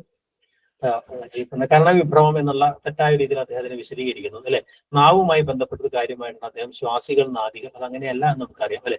അപ്പൊ ഈ പറയുന്ന എന്താ പറയാ, നമ്മൾ ഈ ഒരു ഉച്ചാരണാവയവം നമ്മുടെ ജിഹ്വാ മൂലത്തിനകത്ത് അല്ലെ തടഞ്ഞ് എന്നൊക്കെ അദ്ദേഹം പ്രധാനമായിട്ട് പറയുന്നത് അല്ലെ. അപ്പൊ ശ്വാസി നാദി ഭേദം അല്ലെ, അതിന്റെ വിഭജനങ്ങൾ ഏതൊക്കെയാണ്, ശ്വാസികൾ, നാദികൾ നമ്മൾ കഴിഞ്ഞ ക്ലാസ്സിൽ ചർച്ച ചെയ്താണ്. അപ്പോൾ നമുക്കത് വീണ്ടും പറയേണ്ട ആവശ്യമില്ല. ഏതൊക്കെയാണ് ശ്വാസികൾ, നാദികൾ, അതുമായി ബന്ധപ്പെട്ട ചോദ്യം ഉണ്ടാവും അല്ലെ. ഈ ശ്വാസിയും എന്താ പറയാ നാദിയും അല്ലാത്ത വർണ്ണം ഏതാന്നുള്ള ചോദ്യം ഉണ്ടാവും അല്ലെ. അത് എന്താ പറയാ, ശ്വാസിയും നാദിയും ഒക്കെ രൂപപ്പെടുന്നത് വോക്കൽ കോഡ്സിലാന്ന് പറയാം. അപ്പൊ അവിടെ നിന്ന് ഉച്ചരിക്കപ്പെടുന്ന വർണ്ണമായ ഹായെ നമുക്ക് ശ്വാസി എന്നോ നാദി എന്നോ പറയാൻ പറ്റില്ല എന്ന് പറയും അല്ലെ. സംസർഗം നേരത്തെ പറഞ്ഞതുപോലെ ഈ പറഞ്ഞ കരത്തിൽ നിന്ന് അധികാരവും മൃദുവിൽ നിന്ന് ഘോഷവും ഉണ്ടാക്കുന്ന പ്രക്രിയയാണ് അല്ലെ. പിന്നെ വായുപ്രവാഹം ഏതിലൂടെയാണ് പോകുന്നത് തരത്തിൽ ശുദ്ധമെന്നും അല്ലെ, അനുനാസികം, അനുനാസികം, അനനുനാസികം എന്നുള്ള വിഭജനം ഉണ്ടാകുന്നുണ്ട് അല്ലെ. പിന്നെ മറ്റൊന്ന് മാർഗഭേദം എന്ന് പറയുന്ന സ്ഥാനത്താണ്, ഏതിലൂടെയാണ് എന്നുള്ളത് അല്ലെ. സ്ഥാനഭേദം എന്ന് പറഞ്ഞ ഉച്ചാരണ സ്ഥാനവുമായി ബന്ധപ്പെട്ട് അദ്ദേഹം കണ്ഠ്യം, താലവ്യം, മൂർധന്യം, ദന്ത്യം, മുഷ്ട്യം എന്ന് പറയുന്ന ഒരു വിഭജനമുണ്ട്. പക്ഷെ ആ വിഭജനത്തിനകത്ത് അദ്ദേഹം ഒരുപാട് തെറ്റുകളൊക്കെ വരുത്തുന്നുണ്ടെന്നുള്ള കാര്യം നമുക്കറിയാം അല്ലെ. പിന്നെ ഈ ഹ്രസ്വത്തെയും ദീർഘത്തെയും വിശദീകരിക്കാൻ വേണ്ടി അദ്ദേഹം ഉച്ചാരണത്തിനെടുക്കുന്ന അളവ് എന്നുള്ളതിൽ പരിമാണം എന്ന് പറയുന്ന ഒരു കാര്യം കൂടെ പറയുന്നത്. ഇങ്ങനെ 6 കാര്യങ്ങളാണ് അദ്ദേഹം വർണ്ണങ്ങൾക്ക് പലമാതിരി ശ്രുതിഭേദം വരാൻ വേണ്ടി അദ്ദേഹം പറയുന്നു. അക്ഷരമാലയിൽ ബന്ധപ്പെട്ട 1-2 കാര്യങ്ങൾ കൂടെ നമുക്ക് പറയാം അല്ലെ. നമുക്കറിയാം നമ്മുടെ അക്ഷരമാലയുടെ തർക്കങ്ങൾ ഉണ്ടായിരുന്നു. നമ്മൾ അക്ഷരമാലയെ പൊതുവെ സ്വരങ്ങളെന്നും വ്യഞ്ജനങ്ങളെന്നും അല്ലെ, പിന്നെ അതല്ലാത്ത മധ്യമങ്ങൾ എന്ന് പറയുന്ന ഒരു വിഭാഗം, ചില്ലുകൾ എന്നുള്ള രീതിയിൽ നമ്മൾ വിഭജിക്കുക അല്ലെ. സ്വരങ്ങൾക്ക് ക്രമേണ വലുതായി വരുന്നുണ്ട്. ഇപ്പോഴും സംസ്കൃത ആര്യ എഴുത്തിന്റെ ഭാഗമായിട്ട് ആ തുടങ്ങിയ സ്വരങ്ങളൊക്കെ നമ്മുടെ അക്ഷരമാലയിൽ തെറ്റായി നിലനിൽക്കുന്നുണ്ട് നമുക്കറിയാം അല്ലെ. പിന്നെ വർഗാക്ഷരങ്ങൾ എന്ന് പറയുന്ന കജടതവ എന്ന് പറയുന്ന ആ വർഗാക്ഷരങ്ങൾ 25 അക്ഷരങ്ങളുണ്ട് അല്ലെ. മധ്യമങ്ങളിൽ തന്നെ നമുക്ക് ഈ പറഞ്ഞ സംസ്കൃതത്തിൽ നിന്ന് വന്ന മധ്യമങ്ങളുണ്ട്, ദ്രാവിഡത്തിൻ്റെതായ മധ്യമങ്ങളുണ്ട് അല്ലെ. ഇതുകൂടാതെ ഊഷ്മാക്കൾ എന്ന് പറഞ്ഞ സംസ്കൃതത്തിൽ നിന്ന് വരുന്ന ശാഷാസാഹ, പിന്നെ ഈ പറഞ്ഞ ഹ എന്ന് പറയുന്ന ഘോഷിയുണ്ട് അല്ലെ. ഇങ്ങനെയുള്ള കുറെ വർണ്ണങ്ങളും പിന്നെ ഈ പറഞ്ഞ ഏതാണ്ട് 10-11 അക്ഷരങ്ങൾ ദ്രാവിഡത്തിൻ്റെതായ ചില അക്ഷരങ്ങളും നമ്മുടെ ഭാഷയിലുണ്ട്. ഈ പറയുന്ന സ്വരങ്ങളുടെ സഹായം കൂടാതെ ഉച്ചരിക്കുന്ന വ്യഞ്ജനങ്ങൾ എണ്ണത്തിൽ കുറച്ച് ചില്ലുകളും നമ്മുടെ മലയാള ഭാഷയുടെ പ്രത്യേകതയാണ്. ഇതെല്ലാം ചേർന്നിട്ടാണ് അക്ഷരമാലയെ കാണുന്നത്. അതിന് ചില അക്ഷരങ്ങൾക്ക് പദവി കൊടുക്കണോ കൊടുക്കേണ്ടതെന്നുള്ള അർത്ഥം അല്ലെ. വത്സ്യവർഗം എന്ന് പറയുന്ന ഒരു വർഗ്ഗമുണ്ടോ, അങ്ങനെയുള്ള കുറെ കാര്യങ്ങളാണ് അക്ഷരമാലയെ ബന്ധപ്പെടുത്തിയിട്ട് ചോദിക്കുക അല്ലെ. അപ്പോൾ അല്ലെങ്കിൽ അക്ഷരങ്ങൾക്ക് ധ്വനിമൂല്യം നിർണ്ണയിച്ചതിന് ഇതിന് പറ്റിയ തെറ്റുകൾ, ഇപ്പൊ ലാ തുടങ്ങിയ ശബ്ദങ്ങൾക്ക് പറ്റിയ തെറ്റുകൾ എന്താണ്, അത്തരം ചില ചോദ്യങ്ങളൊക്കെയാണ് വരും അല്ലെ. ദ്രാവിഡ അനുനാസികം ഏത് എന്നാണ് ചോദ്യം അല്ലെ. ഏതാണ് എല്ലാവർക്കും അറിയാം അല്ലെ. ഏതാണ് ദ്രാവിഡ അനുനാസികം എന്ന് പറയുന്നത്? നായാണ് അല്ലെ. നായ എന്ന് പറയുന്നതാണ് നമുക്ക് മാത്രമുള്ള, നായും നായും തമ്മിലൊരു വ്യത്യാസം നമുക്ക് മാത്രം ഉള്ളതാണ് അല്ലെ. ദ്രാവിഡ മധ്യമം അല്ലാത്തത് ഏത് എന്നാണ് ഇതിനകത്ത്. ദ്രാവിഡ മധ്യമം അല്ലാത്തത് ഏത്? ലായ. അതിനകത്തുണ്ട് ലായാണ്. ലായും ഴായും റായും നമ്മുടേതാണ് അല്ലെ. ലാ വ്യത്യാസം അവിടെയില്ല. ലാ ഴാ റ ഇതിനെയാണ് നമ്മൾ ദ്രാവിഡ മധ്യമങ്ങൾ എന്ന് വിളിക്കുന്നത്. തിരിച്ചു വെച്ച് ദ്രാവിഡ മധ്യമങ്ങൾ ലായും ഴായും റായുമാണ് അല്ലെ. ലായാണ് അല്ലാതെ. ഓക്കെ, അപ്പൊ അക്ഷരമാലയുടെ ഒരു പ്രധാനപ്പെട്ട കാര്യങ്ങൾ നിങ്ങൾക്ക് ഓർമ്മയുണ്ടാവണം അല്ലെ. അതിന്റെ ഹ്രസ്വ ദീർഘ ഭേദങ്ങൾ സ്വരങ്ങൾക്ക് വരുന്ന സ്വരങ്ങളിൽ തന്നെ നമ്മൾ ഹ്രസ്വം കേവല സ്വരങ്ങൾ എന്ന് പറയുന്ന ആ ഈ ഊ തുടങ്ങിയ കേവല സ്വരങ്ങൾ വരുന്നുണ്ട് അല്ലെ. അതിനെ ചുട്ടെഴുത്ത് എന്ന് പറഞ്ഞിട്ട് ആ ഈ എ എന്നുള്ള അക്ഷരങ്ങളെ കൊണ്ടുവരുന്നുണ്ട് അല്ലെ. അതോടൊപ്പം തന്നെ ഹ്രസ്വസ്വരങ്ങളും ദീർഘസ്വരങ്ങളും ഉണ്ട് അല്ലെ. അതോടൊപ്പം തന്നെ സന്ധിസ്വരങ്ങൾ എന്ന് പറയുന്ന അല്ലെ രണ്ട് കേവല സ്വരങ്ങൾ സന്ധി ചെയ്തുണ്ടാവുന്ന സ്വരങ്ങളുണ്ട്. എ ഓ തുടങ്ങിയ സ്വരങ്ങൾ അല്ലെ. ഐയിനെയും ഔവിനെയും സന്ധിസ്വരങ്ങൾ എന്ന് കാണുന്നവരുണ്ട്. കെ സുകുമാരപിള്ളയെ പോലുള്ളവരൊക്കെ അതിനെ സംയുക്ത സ്വരങ്ങൾ, രണ്ടിലധികം വർണ്ണങ്ങൾ വരുന്നതിന് സംയുക്ത സ്വരങ്ങൾ എന്ന് വിളിക്കുന്നുണ്ട്. സന്ധിസ്വരമുണ്ട്, സംയുക്ത സ്വരമുണ്ട് അല്ലെ. പിന്നെ അതുകൂടാതെ തന്നെ സ്വരങ്ങൾക്കകത്ത് തന്നെ സ്വരങ്ങളുടെ ഉച്ചാരണവുമായി ബന്ധപ്പെട്ട് കണ്ഠ്യസ്വരം, താലവ്യസ്വരം, ഓഷ്ട്യസ്വരം എന്ന് പറയുന്ന വിഭജനമുണ്ട്. ആ എന്ന് പറയുന്ന സ്വരത്തെ തന്നെ കണ്ഠ്യമായിട്ടും താലവ്യമായിട്ടും ഓഷ്ട്യമായിട്ടും പരിഗണിക്കുന്നുണ്ട് എന്നറിയാം അല്ലെ. അപ്പൊ അത് പലതരം ആകളുണ്ട് എന്നുള്ള പറയാം അല്ലെ. പിന്നെ വർഗാക്ഷരങ്ങൾ നമുക്കറിയാവുന്ന പോലെ 25 വർഗാക്ഷരങ്ങളെ കുറിച്ച് ഞാൻ പറഞ്ഞു. വത്സ്യവർഗം എന്ന് പറഞ്ഞൊരു വർഗമുണ്ടോ ടാന, അതിനെ കുറിച്ച് നമ്മൾ നേരത്തെ ചോദിച്ചു കഴിഞ്ഞു അല്ലെ. മധ്യമങ്ങൾ എന്താന്ന് ഞാൻ നേരത്തെ പറഞ്ഞു. അതിന്റെ തന്നെ ദ്രാവിഡ മധ്യമങ്ങളായിട്ടുള്ള ള അല്ലെ. ഇതുകൂടാതെ തന്നെ നമുക്ക് ദ്രാവിഡത്തിൽ അധികമായിട്ടത് ഹ്രസ്വമായ ഏകാരമുണ്ട്, ഹ്രസ്വമായ ഓകാരമുണ്ട് അല്ലെ. ടായും നായും ഉണ്ട്. അപ്പൊ ള ടാന ഹ്രസ്വ എ ഓ അല്ലെ. ഇത്രയും വർണ്ണങ്ങളാണ് ദ്രാവിഡത്തിൻ്റെതായ അക്ഷരമാല, അധികാക്ഷരങ്ങൾ എന്ന് നമ്മൾ പറയുന്ന അക്ഷരങ്ങൾ അല്ലെ. അപ്പൊ അത് ചോദിക്കാം. ശാഷാസ എന്നുള്ള ഊഷ്മാക്കളുണ്ട്, ചില്ലുകളുണ്ട്, പിന്നെ കൂട്ടക്ഷരമുണ്ട്. ഇതെല്ലാം ചേർന്നിട്ടാണ് നമ്മുടെ അക്ഷരമാലയുടെ ഒരു ഘടന ഉള്ളത്. ഓക്കെ. സന്ധിയുമായി ബന്ധപ്പെട്ട രണ്ട് കാര്യങ്ങൾ കൂടെ പറയാൻ പൂർണ്ണമായിട്ടും തീരുന്നുണ്ടാവില്ല അല്ലെ. അപ്പൊ നമുക്ക് സന്ധിയെ വിഭജിക്കുന്നത് ഞാൻ നേരത്തെ പറഞ്ഞു കഴിഞ്ഞു. വർണ്ണങ്ങൾക്ക് സംഭവിക്കുന്ന മാറ്റത്തിന്റെ അടിസ്ഥാനത്തിലാണ് വിഭജിക്കുന്നത് അല്ലെ. അപ്പൊ അവിടെ സന്ധിയിൽ എന്നാൽ അതിനെ തന്നെ പാരലായിട്ട് നമുക്ക് ഈ നേരത്തെ ഉണ്ടായിരുന്ന സ്വരസന്ധിയൊക്കെ വിഭജിക്കാൻ പറ്റും അല്ലെ. ലോപസന്ധിയും ആഗമസന്ധിയും അല്ലെ പൂർണ്ണമായിട്ടും സ്വരസന്ധിയാണ് നമുക്കറിയാം അല്ലെ. ദിത്വം എന്ന് പറയുന്നത് സ്വരവ്യഞ്ജന സന്ധിയാണ് അല്ലെ. വ്യഞ്ജന സ്വരസന്ധി മലയാളത്തിൽ ഇല്ല എന്ന് പറഞ്ഞു അല്ലെ. ആദേശ സന്ധി പക്ഷെ എന്താണ്? സ്വരവ്യഞ്ജന സന്ധി അല്ല. ആദേശസന്ധി എന്ന് പറയുന്നത് അല്ലെ. ഇപ്പൊ ഉദാഹരണമായിട്ട് വിൺ പ്ലസ് തലം, വിണ്ടലം, നായും തായും തമ്മിൽ ചേരുന്നു അല്ലെ. ഞാ ചാ ചേരുന്നു അല്ലെ. പൂർണ്ണമായിട്ടും വ്യഞ്ജനസന്ധിയാണ്. സ്വരവ്യഞ്ജന സന്ധി എന്ന് പറയുന്നത് നമ്മൾ ഈ പറഞ്ഞ പോലെ തലക്കെട്ട് എന്നൊക്കെ പറയുന്ന ദ്വിത്വസന്ധിയിലാണ് എന്ത് വരിക? സ്വരവ്യഞ്ജന സന്ധി അല്ലെ. അപ്പൊ അത് ശ്രദ്ധിക്കണം. ഓക്കെ. അതുകൊണ്ടാണ് അദ്ദേഹം ഞാൻ നേരത്തെ ആ ഒരു കാര്യം പറഞ്ഞു, തലവ്യാദേശം സ്വരവ്യഞ്ജന സന്ധിയാണ്, അത് അദ്ദേഹം അതിനകത്ത് ഉൾപ്പെടുത്താതെ പോയത് എന്ന് പറഞ്ഞ കാര്യം അല്ലെ. ആദേശസന്ധി വ്യഞ്ജനസന്ധി. ഓക്കെ. അപ്പൊ സന്ധിയുടെ വിഭജനത്തെ കുറിച്ച് ഞാൻ നേരത്തെ പറഞ്ഞു കഴിഞ്ഞു. അത് ഓർമ്മയുണ്ടാവണം. ഈ പറയുന്ന അതിനൊക്കെ ഉദാഹരണങ്ങളൊക്കെ കൊടുത്തത് എങ്ങനെയാണ് സംഭവിക്കുന്നത്. അതിന്റെ ഒരു ലോപവും ആഗവും സ്വരസന്ധിയാണ്, ദ്വിത്വ സ്വരവ്യഞ്ജന സന്ധിയാണ്. ആദേശം എന്ന് പറയുന്നത് വ്യഞ്ജന സന്ധിയാണ് എന്ന് പറയുന്നത്. ഉദാഹരണം മണിയറയിൽ എന്ന് പറയുന്ന ഒരു ഉദാഹരണം എടുത്തു കഴിഞ്ഞാൽ മണിയറ എന്ന് പറയുന്നത് പദാന്ത സന്ധിയാണ് അല്ലെ. അറയിൽ എന്ന് പറയുന്നത് പദമധ്യസന്ധിയാണ്. മണിയറയിൽ എന്ന് പറയുന്നത് ഉഭയസന്ധിയാണ് അല്ലെ. മറ്റെല്ലാ ഉദാഹരണം നിങ്ങൾക്ക് അറിയാം. ഓക്കെ. ലോപസന്ധിയുടെ ചില പ്രധാനപ്പെട്ട നിയമങ്ങൾ, സന്ധിയിലേക്ക് മുഴുവൻ പോകാൻ സമയം ഉണ്ടാവില്ല. ഈ പറഞ്ഞതുപോലെ അദ്ദേഹം ലോപസന്ധിയെ കുറിച്ച് പറയുമ്പോൾ ഉത്തരസ്വര ലോപത്തെ കുറിച്ച് അദ്ദേഹം പറയുന്നില്ല. K2 പ്ലസ് എന്ന് K2 എന്ന് പറഞ്ഞില്ലേ എന്നൊക്കെ പറഞ്ഞ ചില ഉദാഹരണങ്ങളൊക്കെ, വേണ്ട എന്ന് പറഞ്ഞില്ലേ എന്നൊക്കെ ചില ഉദാഹരണങ്ങളൊക്കെ എടുത്തുകൊണ്ട് ആന്റണിയൊക്കെ പോലുള്ള ആളുകളൊക്കെ ചില വിമർശനങ്ങളൊക്കെ ഉന്നയിച്ചിട്ടുണ്ട് നിങ്ങൾക്കറിയാം അല്ലെ. പക്ഷെ പൂർവ്വസ്വരലോപമാണ് യഥാർത്ഥത്തിൽ നമ്മുടെ ഭാഷയിൽ പ്രധാനമായിട്ട് സംഭവിക്കുന്നത് എന്നുള്ളതാണ് ഏറ്റവും പ്രധാനപ്പെട്ട കാര്യം അല്ലെ. അപ്പൊ അതുമായി ബന്ധപ്പെടുത്തിയിട്ടൊന്ന് സമൃദ്ധോകാരത്തിന് സ്വരപദവി നൽകണമോ എന്ന് പറയുന്ന ഒരു കാര്യം അല്ലെ. അദ്ദേഹം സമൃദ്ധോകാരത്തിന് സ്വരപദവി നൽകാത്ത എപ്പോഴും അത് ലോപിക്കും എന്നാണ്. പക്ഷെ അദ്ദേഹം പിന്നീട് ഓരോരോ കാര്യങ്ങളിലൂടെ അദ്ദേഹം കണ്ടെത്തുന്നത് എല്ലാ സ്വരങ്ങളും തൊട്ടടുത്ത് വരുന്ന ഒരു സ്വരം. കാരണം രണ്ട് സ്വരങ്ങൾ അടുപ്പിച്ച് ഉച്ചരിക്കാൻ കഴിയില്ല. ആ വിസന്ധി ഒഴിവാക്കാൻ വേണ്ടി ഒന്നുകിൽ ഒരു സ്വരം ലോപിക്കുകയോ അല്ലെങ്കിൽ ഇടയ്ക്ക് ഒരു വ്യഞ്ജനം ചേർക്കുകയോ ചെയ്യും അല്ലെ. അപ്പൊ സ്വരസന്ധി എന്ന് പറയുന്നതിനകത്തുള്ള ഈ പറയുന്ന ലോപസന്ധി എന്ന് പറയുന്നത് ഒരു സ്വരം ലോപിക്കലാണ്, പൂർവ്വസ്വരമാണ് ലോപിക്കുക അല്ലെ. ആ സ്വരങ്ങൾ ഏതൊക്കെ ലോപിക്കുന്നു എന്നുള്ളത് ആദ്യം ഈ പറയുന്ന സ്വരത്തിന് മുമ്പ് ലോപിക്കും. സമൃദ്ധം വ്യക്തമാകയാൽ അതിന് സ്വരമായിട്ടേ വകവയ്ക്കേണ്ട സന്ധി എന്ന് പറയുന്ന കാര്യങ്ങൾ വിശദീകരിക്കുന്നു. അവിടെ അദ്ദേഹം കുറെ തെറ്റായ കാര്യങ്ങളൊക്കെ പറയുന്നുണ്ട് അല്ലെ. അതിന് പകരം നമ്മൾ കേന്ദ്രസ്വരം എന്നുള്ള അർത്ഥത്തിലാണ് അത് ഉപയോഗിക്കുന്നത് അല്ലെ. അരമാത്രയാന്നൊക്കെ പറയുന്ന തെറ്റായ വാദം പറയുന്നുണ്ട്. വിവൃതോകാരവും ലോപിക്കാറുണ്ട്. അത് സമൃദ്ധോകാരത്തിൽ നിന്ന് ഉണ്ടായത് കൊണ്ടാണ് എന്ന് അദ്ദേഹം ഒരു ന്യായം പറയാൻ ശ്രമിക്കുന്നു. ചെയ്യുന്നു എന്നുള്ള ഒരു ആഖ്യാതാകാരവും ലോപിക്കും സദൃശ്യം പോലെ സമൃദ്ധോപജ്ഞമാകുകയെന്ന് പറഞ്ഞു അല്ലെ. പിന്നെ അകാരത്തിന്റെയും വികാരത്തിന്റെയും ലോകത്തെ കുറിച്ച് അദ്ദേഹം പറയുന്നു. ആയും ഈ ലോപിക്കുന്നു എന്ന് പറഞ്ഞു അല്ലെ. ഏകാരവും ലോപിക്കുന്നു എന്ന് പറയും അല്ലെ. അവിടെ ഈ എന്താ പറയാ അട്ടയാതെ ഉടേ ഊടി അല്ലെ എന്നൊക്കെ അവിടെ ആദ്യം എന്നൊക്കെ പറയുമ്പോഴാണ് ഈ നിഷേധ രൂപമൊക്കെ വരുന്ന ഒരു സാധനം. ഈ വരാതിരുന്നു എന്നൊക്കെ പറയുന്ന ഒരു സംഗതി, എന്താ പറയാ, നിഷേധ വിനയച്ചം പോലുള്ള കാര്യങ്ങൾ വരുന്നുണ്ട് അല്ലെ, മാർഗവിഭക്തി പോലുള്ള കാര്യങ്ങൾ വരുന്നുണ്ട്. അത്തരം ചില ടൈമുകളൊക്കെ നമുക്ക് ചോദിക്കാം അല്ലെ. അപ്പോ ചില്ലിനെ കുറിച്ചും അദ്ദേഹം ആ കാര്യങ്ങളിൽ പറയുന്നുണ്ട്.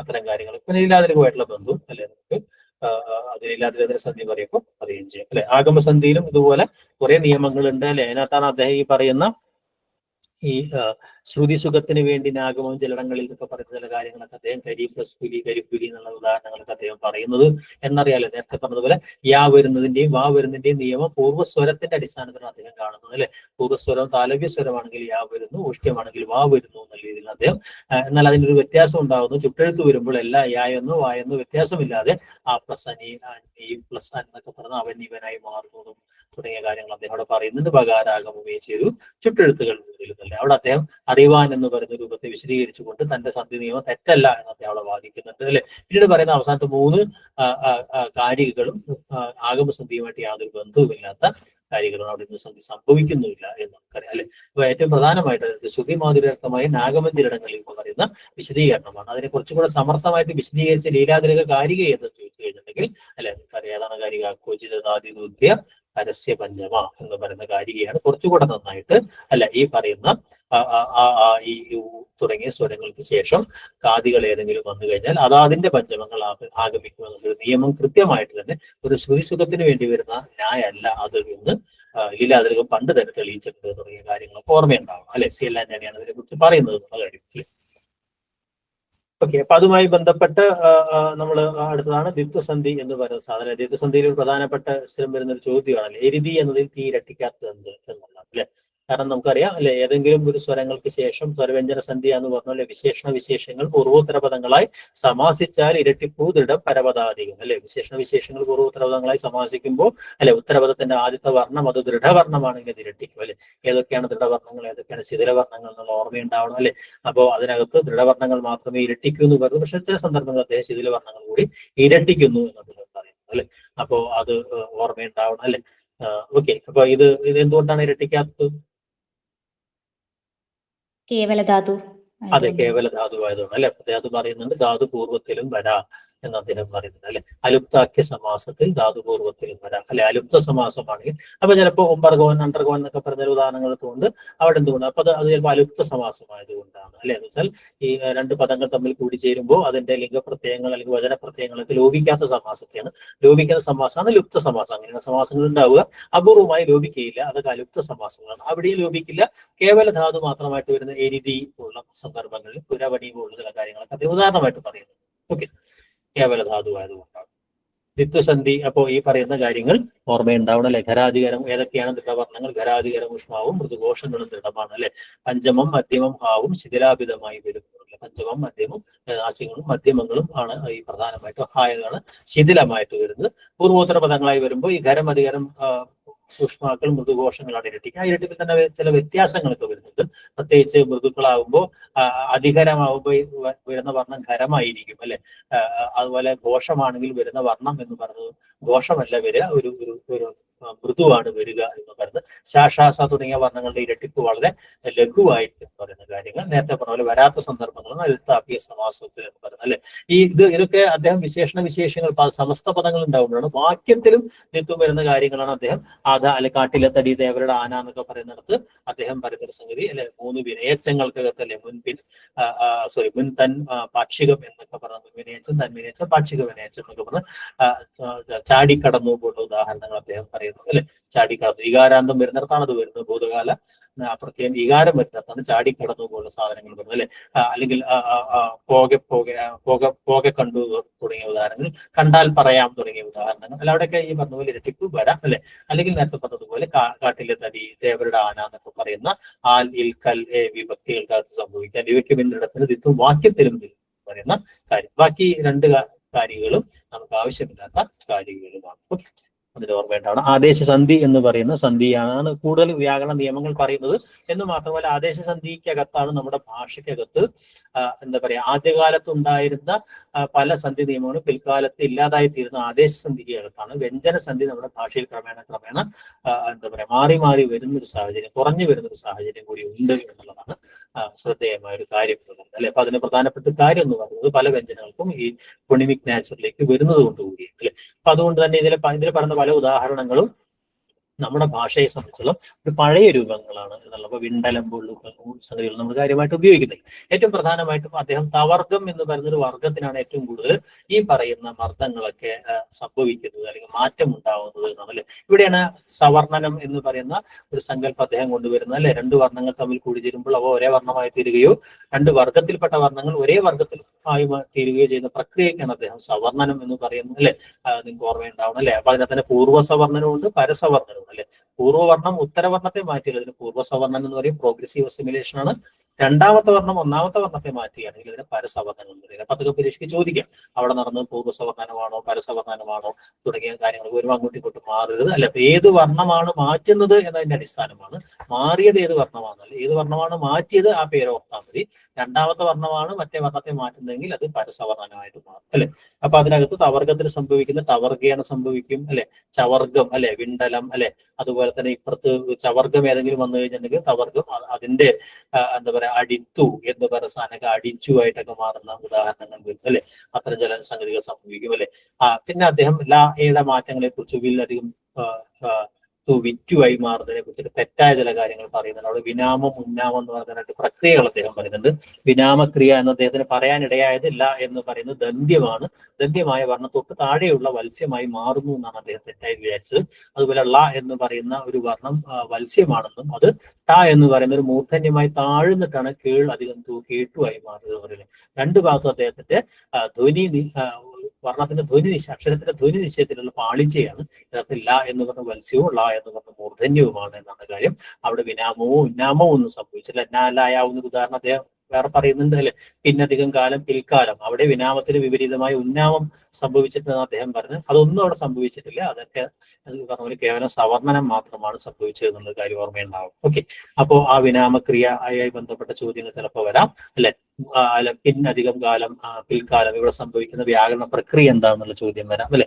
അങ്ങനെയുള്ള ചില കാര്യങ്ങൾ വരാം. പിന്നെ ഉള്ളത് അനുസ്വാരത്തിന് സംഭവിക്കുന്ന മാറ്റം അല്ലെ.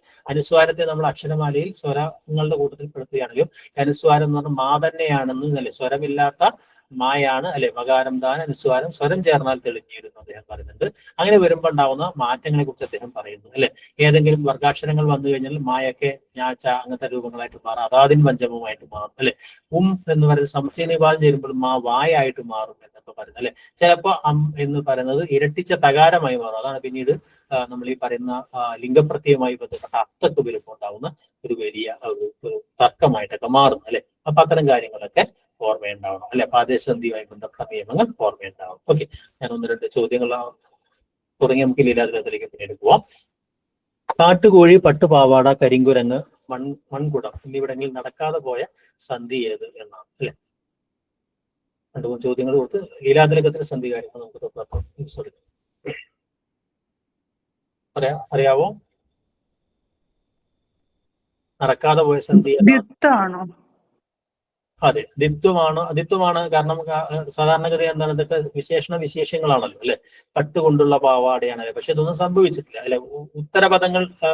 ഉത്തരപദാദി വർണ്ണം ഇരട്ടിക്കാം എന്നാണ് പറയുന്നത് അല്ലെ. പക്ഷെ ഇവിടെയൊക്കെ ഇരട്ടിച്ചത് ഏതാണ്?